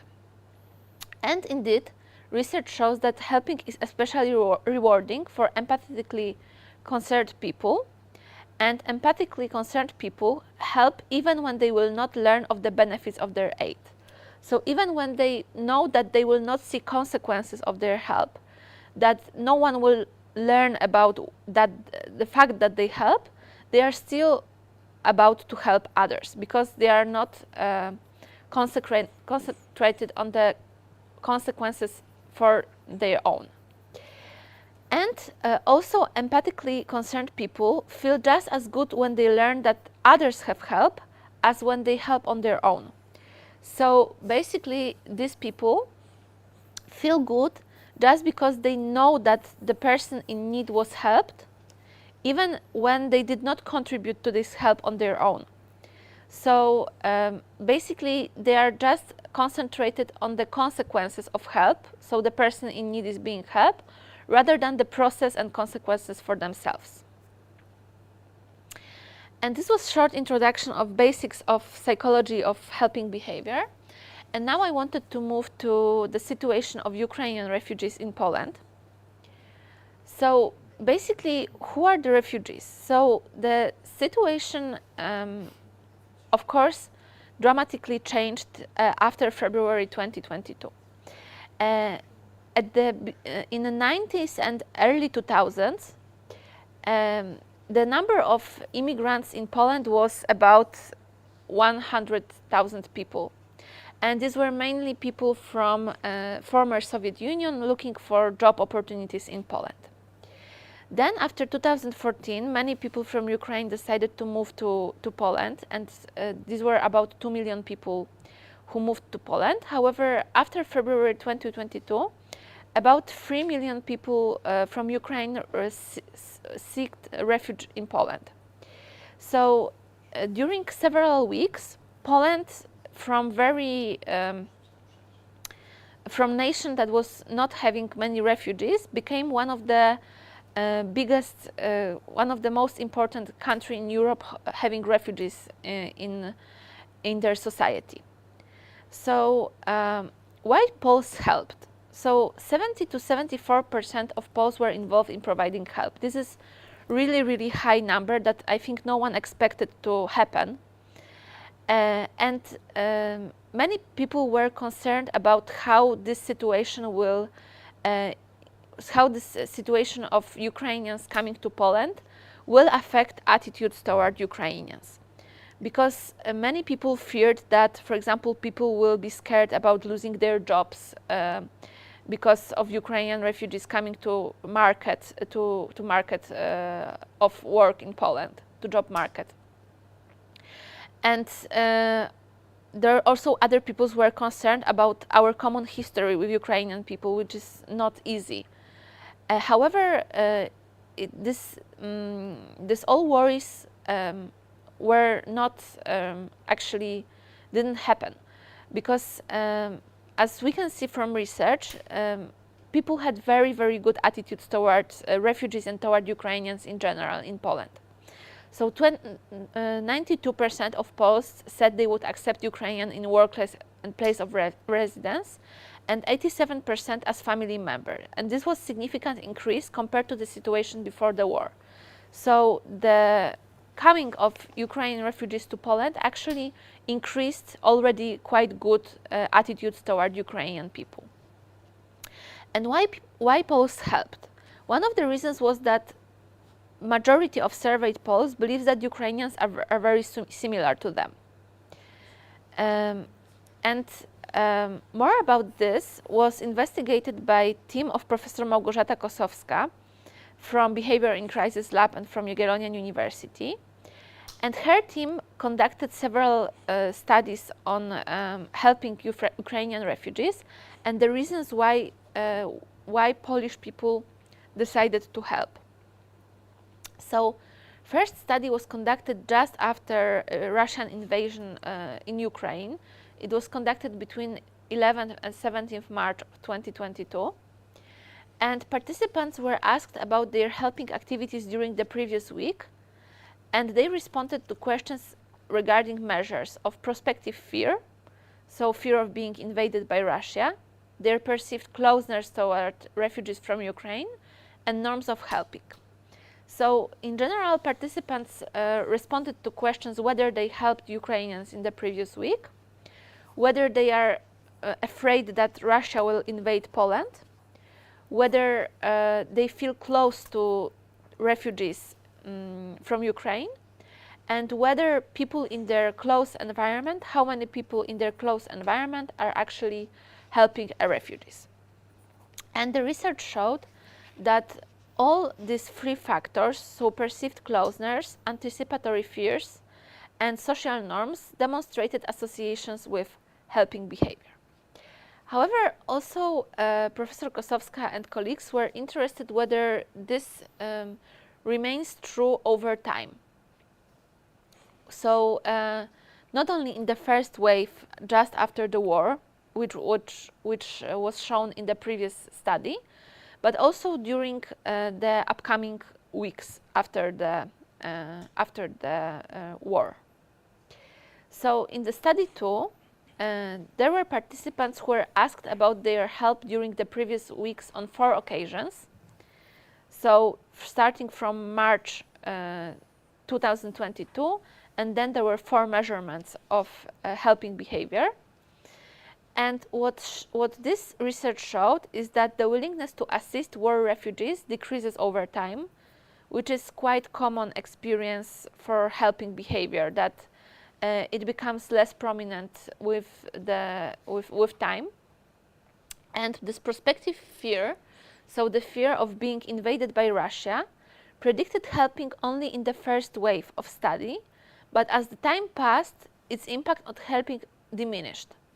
So it was not enough to fear that we will be invaded by Russia to maintain helping behavior. And the sense of closeness toward refugees and social norms of helping made distinct contributions to the continuity of helping. So those who felt close towards refugees and those who still had in their environment other people who were helping were still helping over time, and it significantly impacted help behavior, and closeness compensated for the decline of fear. So as you can see in this graph, those who were low in prospective fear, so those on the left of the x-axis, they normally the help would decline because they were not threatened anymore. However, when they felt close to refugees from Ukraine, they maintained their help even though the fear was not high anymore. So to sum it up, why do we help in general? We help in general because we learn it's an appropriate behavior, because it's a norm in our environment, so because others are helping as well, because this way we deal with emotions, and because we are altruistic people who just want to other people's situations to be improved. And why did we Poles help Ukrainian refugees? So first factors is because we felt close to them. Secondly, because helping was common in our close environment. And finally, because at the beginning we felt fear regarding Russian invasion. So these findings from Małgorzata Kosowska and colleagues, underscore the importance of social identity processes, such as social norms, fear, and closeness, in aiding war refugees, and it can be utilized to improve and refine responses to other humanitarian crises. I wanted to thank you very much for listening to me, and I wanted to encourage you to visit our website of Behavior in Crisis Lab, where we try to be up to date with what happens in our team, and also our Facebook website, BeCry Lab on Facebook. Thank you very much for your attention. Perfect, but no in this moment. So sorry, no this moment because we have another presentation. Okay? Yes, at some After point. the presentation, the people can look to the website and looking for the Behavior in Crisis. And the closeness is very important. We said in the social work activity that if you would like to be ready to the action, you have to be closeness to the people, to touch the people. And I think that's one of the elements, maybe not a lot of sophisticated, but I agree with the outcomes, general outcomes of the nearest to me is outcomes of Małgorzata Kosowska and the team. And now we still be in the Behavior in Crisis Lab. Professor Katarzyna Runacka, Kasiu, what kind of news have you? What we can understand our activity from the concentration lager in Plaszów and preparing students to the disasters situation through a situation Ukrainian, COVID and actual, and Dr. Lee said, and psychological perspective, what we can do. Kasia. Okay, thank and you. Your presentation, yes? We are waiting for your... Yes, we have one guest, but the first will be your presentation. First will be the presentation. The healthy SOAR is a secret. I said 2 hours ago that it's a secret name. What does it mean, SOAR? SOAR, okay? Fine. Yes, thank you very much. We are definitely have a lot in common when it comes to Behavior in Crisis Lab. And we also are very much connected today because we join to a certain extent past, present and future actually, and we'll be talking about future.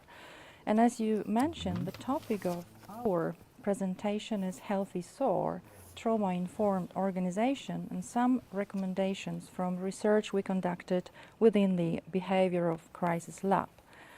But following Brené Brown, who says that we are the map makers and the travelers, me and Jakub will show you the journey from the beginning to the place we are now in a nutshell, so very, very briefly.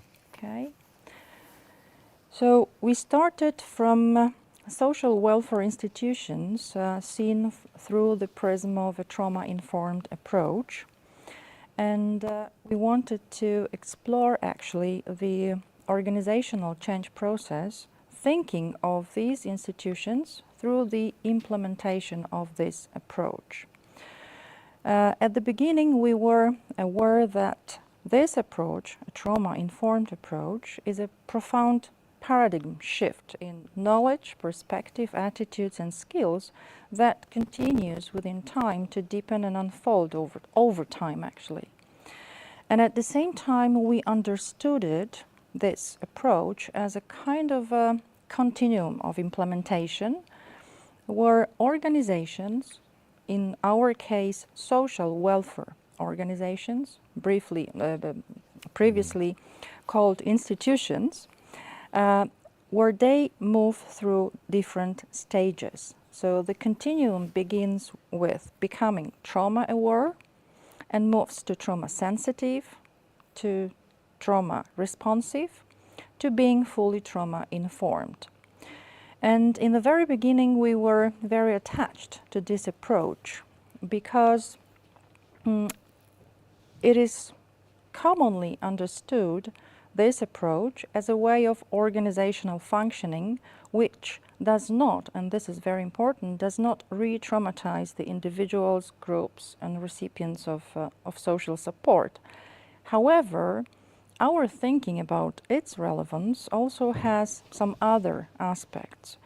So we were aware, and we became aware actually, that without this approach being present in the organization, it will not be possible to implement other approaches. For example, service user approach or involvement, right? We wanted to include service users as important collaborators who could support professionals. So first of all, we'd like to protect social services workers from secondary trauma. Second of all, we wanted to involve service users, as I said, as important collaborators. And then we also, being aware that this style of leading an organization is protective, right? Is very much protective.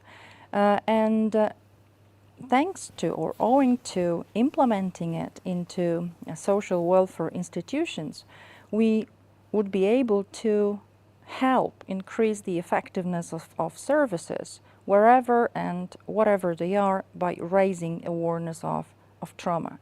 And of course, all of that was very much related to developing a common language and framework for discussion, plus to implementing basic principles of trauma-informed approaches into the organizational settings. But within time, we a little bit changed our direction. It happened after a pilot study we conducted in Krakow with social services workers who, well, were employed in various local organizations, institutions, and who were, as Dr. Lee mentioned, double exposed. It was in direct exposure to work with people in trauma. So they shared their experience with us of what they learned from COVID-19 and Russian invasion in Ukraine. And we said to ourselves that our priority is to respond to the needs of social welfare organizations because we knew that they were directly confronted with crisis. So we also decided to prepare something, to design a project, a concept that might go beyond the trauma-informed approach. It was also because this approach has become part of an international discourse, and a lot have been written about it. So we wanted to come up with something new, but at the same time, or what is more important, something that will be adjusted to the actual situation. So the social services workers gave us evidence, and based on the evidence, we knew that the changes in the organization were, well, necessary. So we wanted to, apart from or within a project we started working on, we wanted to develop recommendations for emergency preparedness policy for potential future humanitarian disasters. And as you can see on this slide, there are 3 levels of analysis. I will be talking in a minute. So, healthy SOAR. You were very curious about what this name means and what is covered or hidden within this name. So, healthy SOAR was conceived after thorough, continuous discussions and reflections. And healthy SOAR means Healthy Social Welfare Organizations Alliance for Resilience. And we looked at the organizations from 3 levels, or we can just analyze these organizations from 3 perspectives, right? One of them is individual perspective or individual level. When we think about staff, people employed, social services workers or frontline workers. Another one is organization, which we mean organizational level and administrative procedures that exist. And then the 3rd level of our analysis refers to legal framework, so legal conditions about which Jakub will be talking a little later. And there's also one very important word in the title of this project, I mean healthy. So we put emphasis on healthy because we understand it through the prism of structural and processual components. So the structural component of healthy means some principles that protect social services workers from vicarious traumatization. And here you can see all of them. I mean, they are safety, trust, worthiness and transparency, peer support, collaboration and mutuality, empowerment, voice and choice, and cultural, historical and gender issues. But of course, apart from these main principles, when we think about structural component, we can talk about building a culture of supervision in the organization. We can talk about recovery programs in the organization. Also, coming back to the supervision, we can talk about specific trauma-oriented supervision, but also we can discuss specific procedures that regulate the cooperation both within, so inside the organization, and outside the organization, which means around the environment, especially in emergency situations. We can also talk about some elements of law and budget reserves that are distributed to people, especially in a crisis situation. When it comes to the second component, the processual component, it stresses communication aspects referring to inside and outside of the social welfare organizations. So as you can see, we focus on communication, but especially we focus on how communication takes place in these three areas: the individual, organizational, and legal, and what it should be like to build epistemic trust. This is the concept that derives from clinical psychology, and we think that by implementing the model to our research, we'd like to capture epistemic trust communication, as we think and believe that it may increase the level of resilience in humanitarian disasters. But in addition to this, we think that this concept would allow us to understand various mechanisms that are present in social welfare organizations and to identify resources within the institution that, of course, would protect social services workers from secondary trauma, from vicarious traumatization, and burnout. However, there's one thing I need to add, because we are still thinking about certain details concerning our project, and because our key agents of change are social services workers employed in social welfare organizations, we think that it might be more important to us creating space for open communication and healthy work culture. That is, communication that might increase the level of trust between partners, but also the communication that might engage them deeply and in a creative way around issues of concern to them. So what I'm saying is that we'd like to move a little bit into a little bit different direction, but not as much different as when it comes to the epistemic trust communication. And we'd like to frame the trust influencing communication model as applying to social welfare organizations, especially workers, and to vulnerable groups as service recipients. I might add that workers, social services workers, are defined by, well, we understand them as service providers, whereas vulnerable groups are defined and understood by us as service recipients. But of course, what is of our attention is the communicative linking channel from service providers to service recipients in the context of intercultural communication.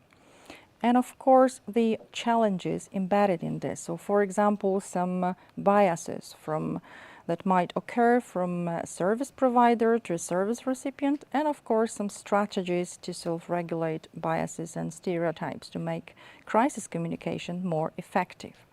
So we believe that the trust influencing communication might enable social learning in a changing context, and of course might allow individuals to benefit from these contexts and this environment. Also, what is of our attention is that social welfare organizations are play the central role in the communication between the state and citizens. So this is why we think that this model of trust influencing communication is very important to implement. Of course, we do recognize some barriers here that might impede or disturb communications, especially in situations of social tension related to crisis or humanitarian disasters. So for example, fake news in the media or information babbles or populist narratives that might activate. But no matter how many barriers we can recognize, we are very much ready to follow our project, to follow our concept, in which we view, again, let me stress it, in which we view social welfare organizations as the key element of communication between the state and citizens. And one more thing before I give the floor to Jakub is that we want to integrate this model as a recommendation into the organization, both to the inside of the organization and to the outside organization, because we think, we are certain, almost certain actually, that the model of communication based on trust will enable the organizations to promote vicarious resilience among social services workers through recovery experiences and organizational support, through enhanced empowerment in the workplace. So some factors that Dr. Lee mentioned in her presentation. So enable to promote vicarious resilience rather than provoke vicarious traumatization among professionals. So from me, that's all. Now the floor is yours, Jacob. Now we can move, thank you very much. Now we can move to the third pillar of our project, which is the legal perspective. We covered some legal system from the Europe, all over the Europe. We've got the different perspective from so-called old member states of European Union, the countries which are only associated with European Union, and also the Polish perspective on this matter. And the first thing that have to be stressed that since we want to conduct the comparative analysis, Sorry, it's switched off. something is not working. So. We are waiting for the screen, okay? Okay. But Yeah, I think yeah, that, sure. for the future, so one comment is interesting that you wait for your time a lot of the minutes, but the future depends from the law. I believe that's a very good symbolic aspect. That at last we believe that we have produced some kind of a regulation in the framework. Many issues which were brought, for example, by Dr. Lee, have the legal answers, or have to have the legal answers, because what have to be stressed, okay, we are online back, but what have to be stressed that we work at the theoretical plate right now, because we are seeking for the tools for the readiness. We don't have them. I will move to it, but we are waiting for the presentation. So we want to conduct a comparative analysis, and since the comparative analysis would be very hard to be conducted without one model and one goal, and we are aware that the social welfare organization is only the theoretical concept from the legal point of view, because in the social work not only the public funded but also the private actors are involved. That's why we want to give such models of such an organization, and those models will serve as an environment for our study. So that's one thing, that's one result which we are seeking. It's a social welfare organization which is founded by the public law. We of course recognize the necessity of engagement and participation of private actors also during the emergencies, during the crises, but we believe that the supervision and oversight, the competence of supervision and oversight must be vested with the public authorities. And also, that's only like a bullet point, we want to establish the Chief Resilience Officer, the legal framework for it. Of course, the Chief Resilience Officers are operating within the private sector, but we are thinking about it also at the in public funded authorities. And of course, I know that the problematic is, the topics are today very hard, And it seems a little bit childish, but I'm using this slide in work with my undergrads. And I want you to give the perspective, the legal perspective. From the legal point of view, especially the administrative lawyers, they will be interested only in those guys at the top of the slide, because that's the authority, that's the chief of agency, and he, she, they are vested with the competence. So normally we will speak that when the social welfare organizations take action in the legal terms, the authority is in action, so we are only interested with the boss, let's say. But the boss, the chief of agency, have its bureaucratic apparatus, which is office, so it's organizational side, and also it's got the workers who act on behalf of the authority. So from the procedural perspective, we have to have at least two types of procedures, which are external and internal one.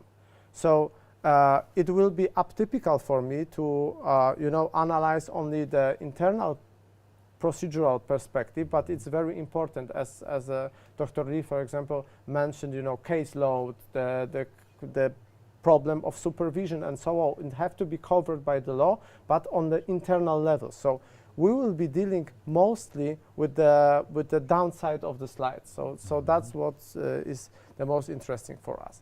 Another problem is the different legal regimes, and I mean not only the different nation laws, because as I mentioned, they are different to some degree, but also what does it mean from the legal perspective, the crisis. Sometimes crisis or emergency. Sometimes those states are recognized by law, and we've got the special, legal regimes like a martial state of emergency. But due to the not only political, but sometimes the, legal requirements, the authorities are not keen to establish them. As, for example, was with this is one of the lessons from the COVID perspective, because in Poland, for example, we do not have the state of emergency. We've got some sort of quasi-states of emergency. We believe from the legal perspective, we want to establish the tool for the crisis, but to some degree the social welfare organization will determine whether we are now in the crisis or not. It's not up to politicians, but it's up to the people who work at the front. So, but on the other hand, the social welfare organization have to act on the basis of law, because we've got the rule of law, we have to have the legal basis, so we have to introduce them with the legal tools, legal instruments. For example, to say we are now at the crisis, we've got the crisis situation, we have to apply special procedure for this point. And the procedural aspect. Normally the lawyers are interested in the outcome of the procedure. So what's the outcome? Is it the administrative decision? Is it a public service, and so on? And within the project, we want to deepen the idea of the procedure as a tool for communication and a tool for information gathering. So it's a very new perspective, and also we want to establish the network of authorities which will be involved in the crisis situation. So to speak, in the center always it would be the SWO, social welfare organization, but they have to communicate and cooperate with others. So we have to establish routes to communicate, routes to engage every possible actor in the crisis situation. And of course, this type of administrative procedure will have the transformative role. So we believe that via procedure we can establish new potential behaviors of social workers. So that's one thing. The second thing, that procedure have to observe the fundamental human rights. We have to respect the rights of social workers, and it is well established that the civil servants feel very comfort when they know the patterns. So of course we've got some well-known patterns from the day-to-day practice, but we have to modify them and put into the crisis situation. So what we want to do is to strike the balance between the flexibility and the formality of the procedure.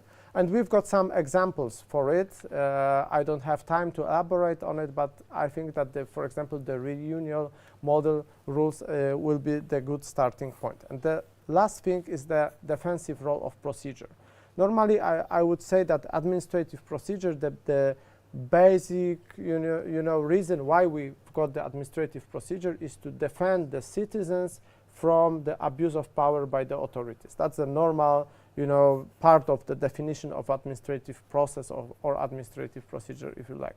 But we think that during the crisis or during the emergency, there are other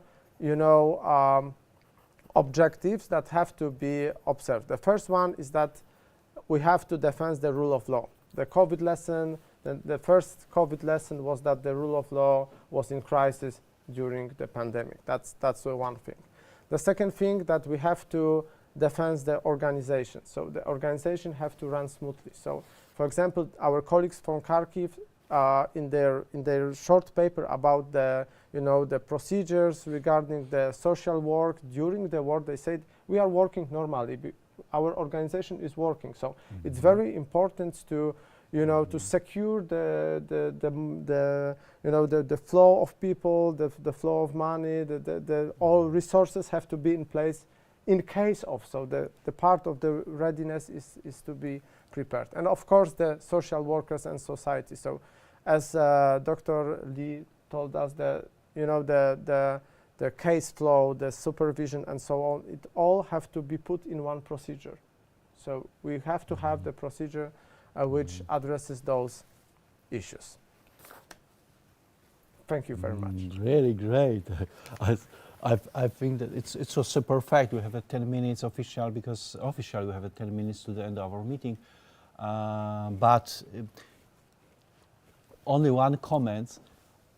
Maybe it's not the politician correct, but I'm waiting for the next election in our country, because such a minister as you, as a minister of the self-welfare system in Poland, it will be really great, because it's a theoretical concept. We are waiting for the people who have a vision how to organize a concept in Poland.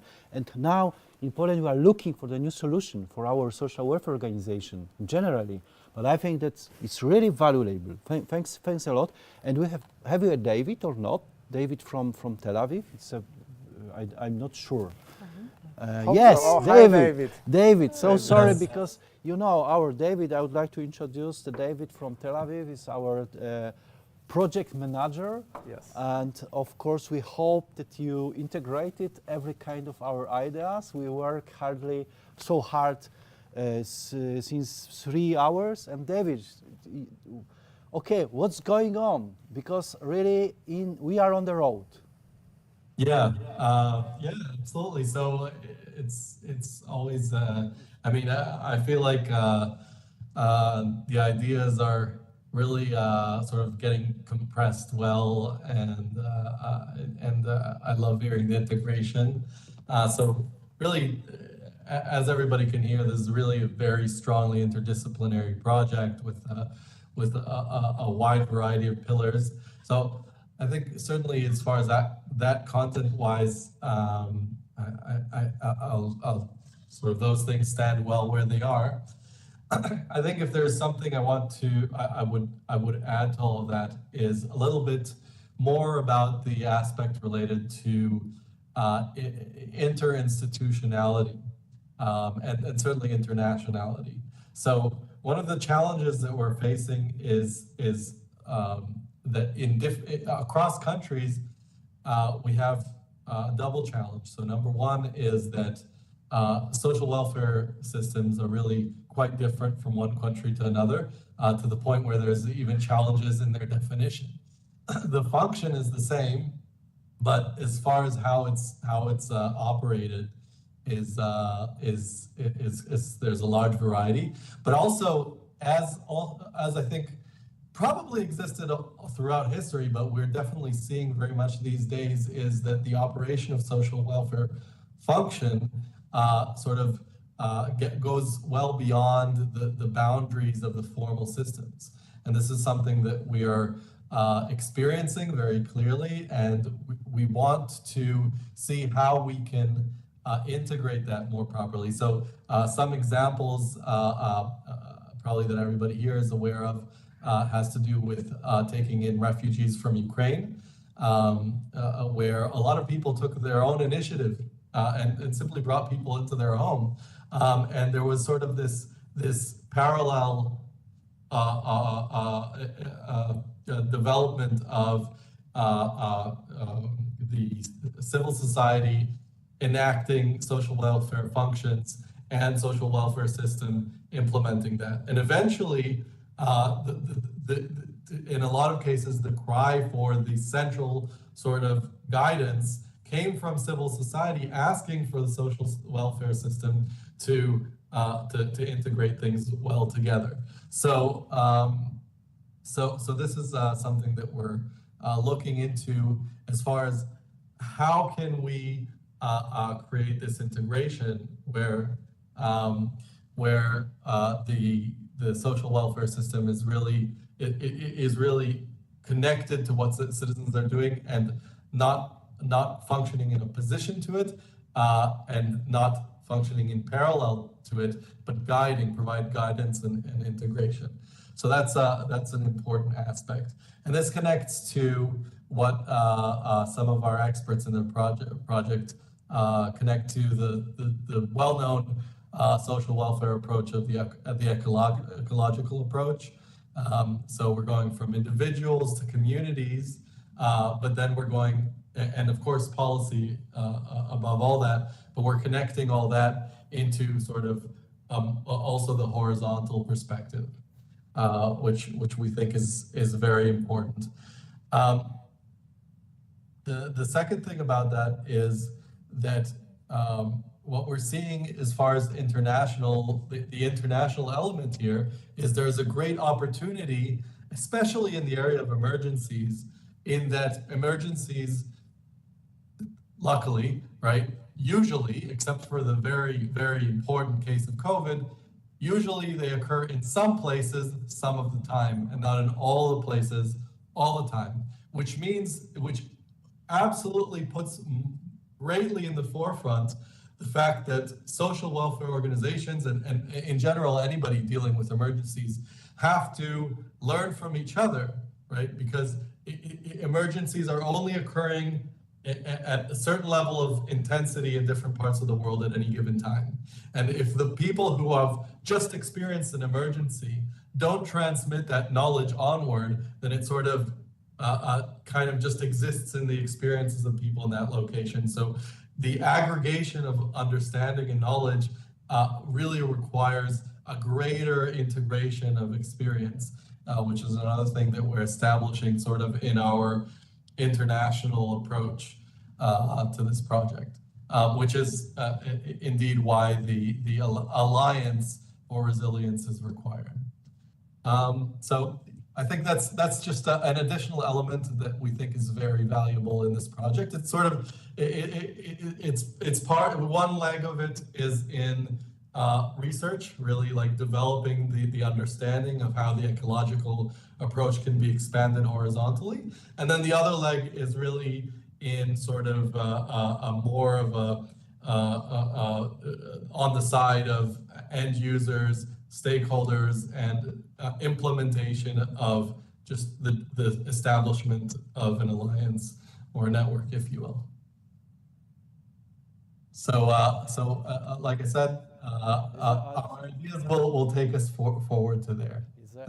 I think this was great because it's elements of the philosophy of our concept, I think.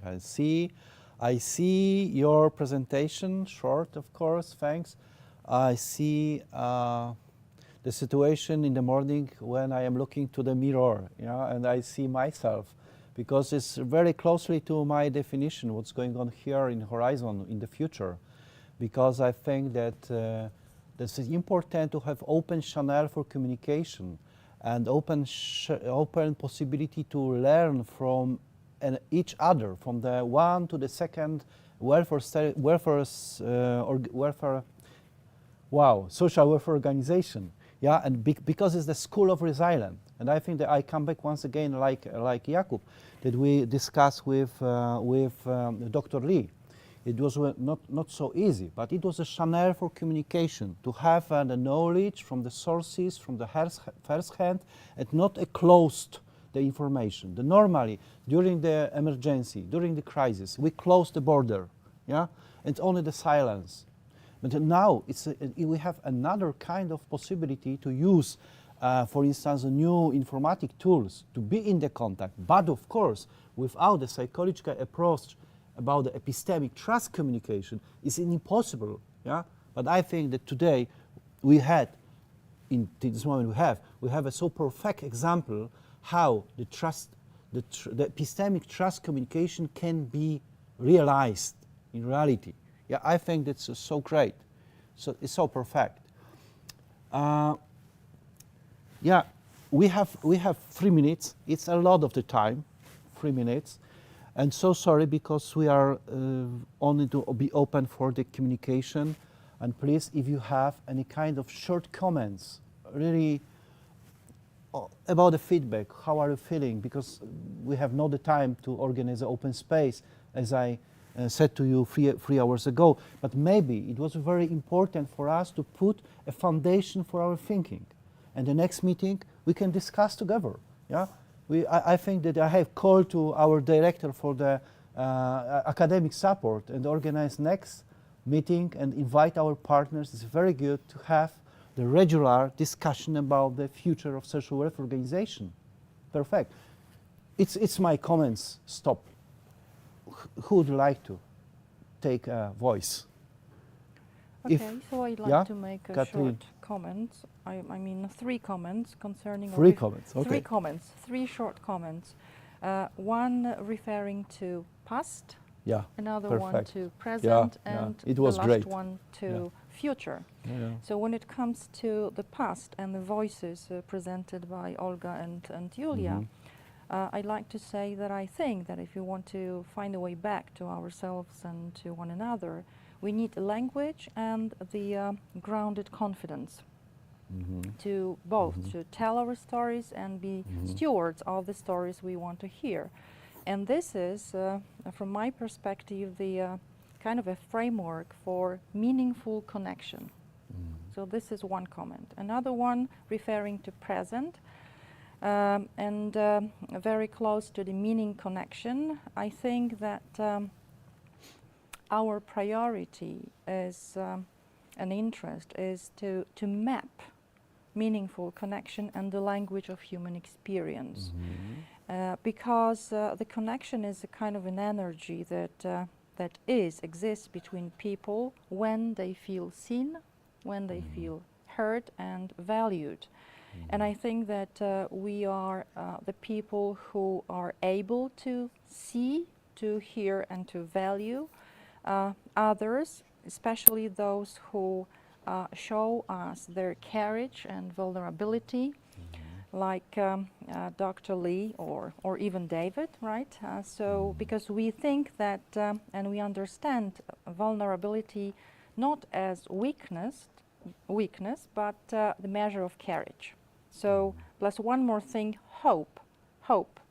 I think that we need hope like air, and we know that it appears or it is developed not during the easy times or the more comfortable times, but through adversity and discomfort. So hope is very much needed, and I'd like to thank you very much, Dr. Lee and Karina and David, for all of you actually, for sharing your stories, real stories and very difficult and painful stories with us. And when it comes to future, I think that we are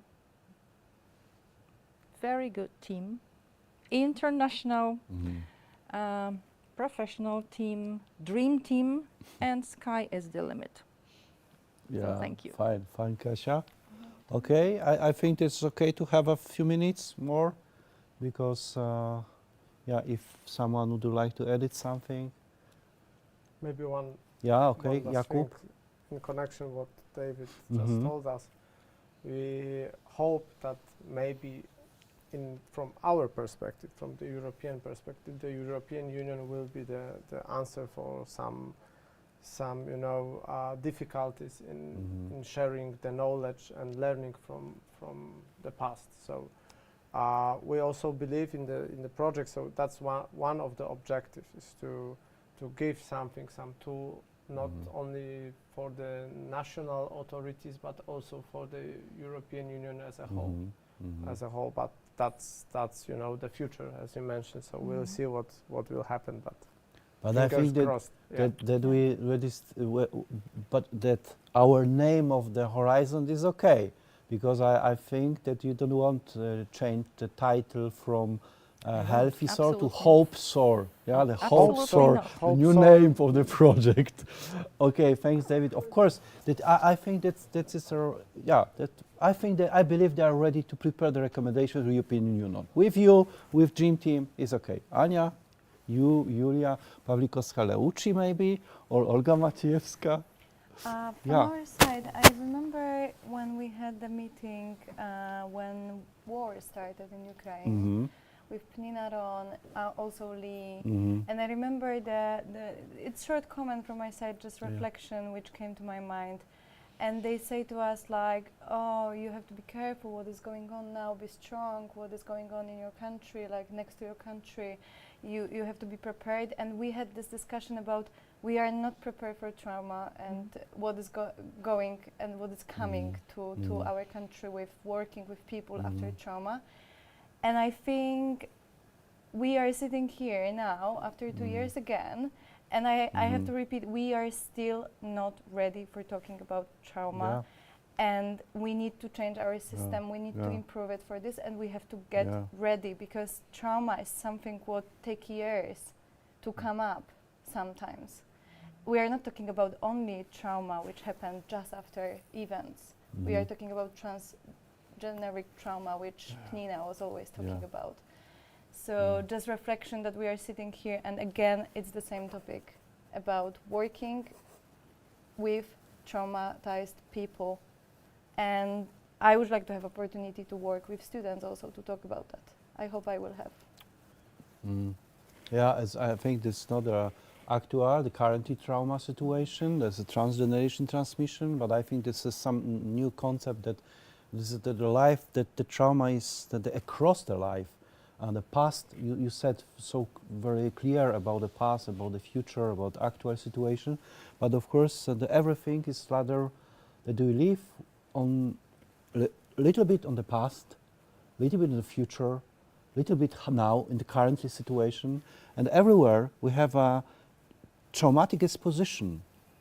Because today, during the Ukrainian, sorry, Karina, correct me, before the Russian aggression and the migration to the Poland, we come back, discuss about the traumatic situation we remember from the Second War, and everything was it was actual situation. We afraid that the history is running again. Yeah, and I think that's right. And of course, I remember our meetings, and we said, oh, you have to be careful. I said, okay, Karina, you have to be careful. And Pnina said to me, Hubert, please be careful. Please buy the bottle of the water. Yeah, and I think that's generally. I think that it's very good that we have a place to discuss about really important things.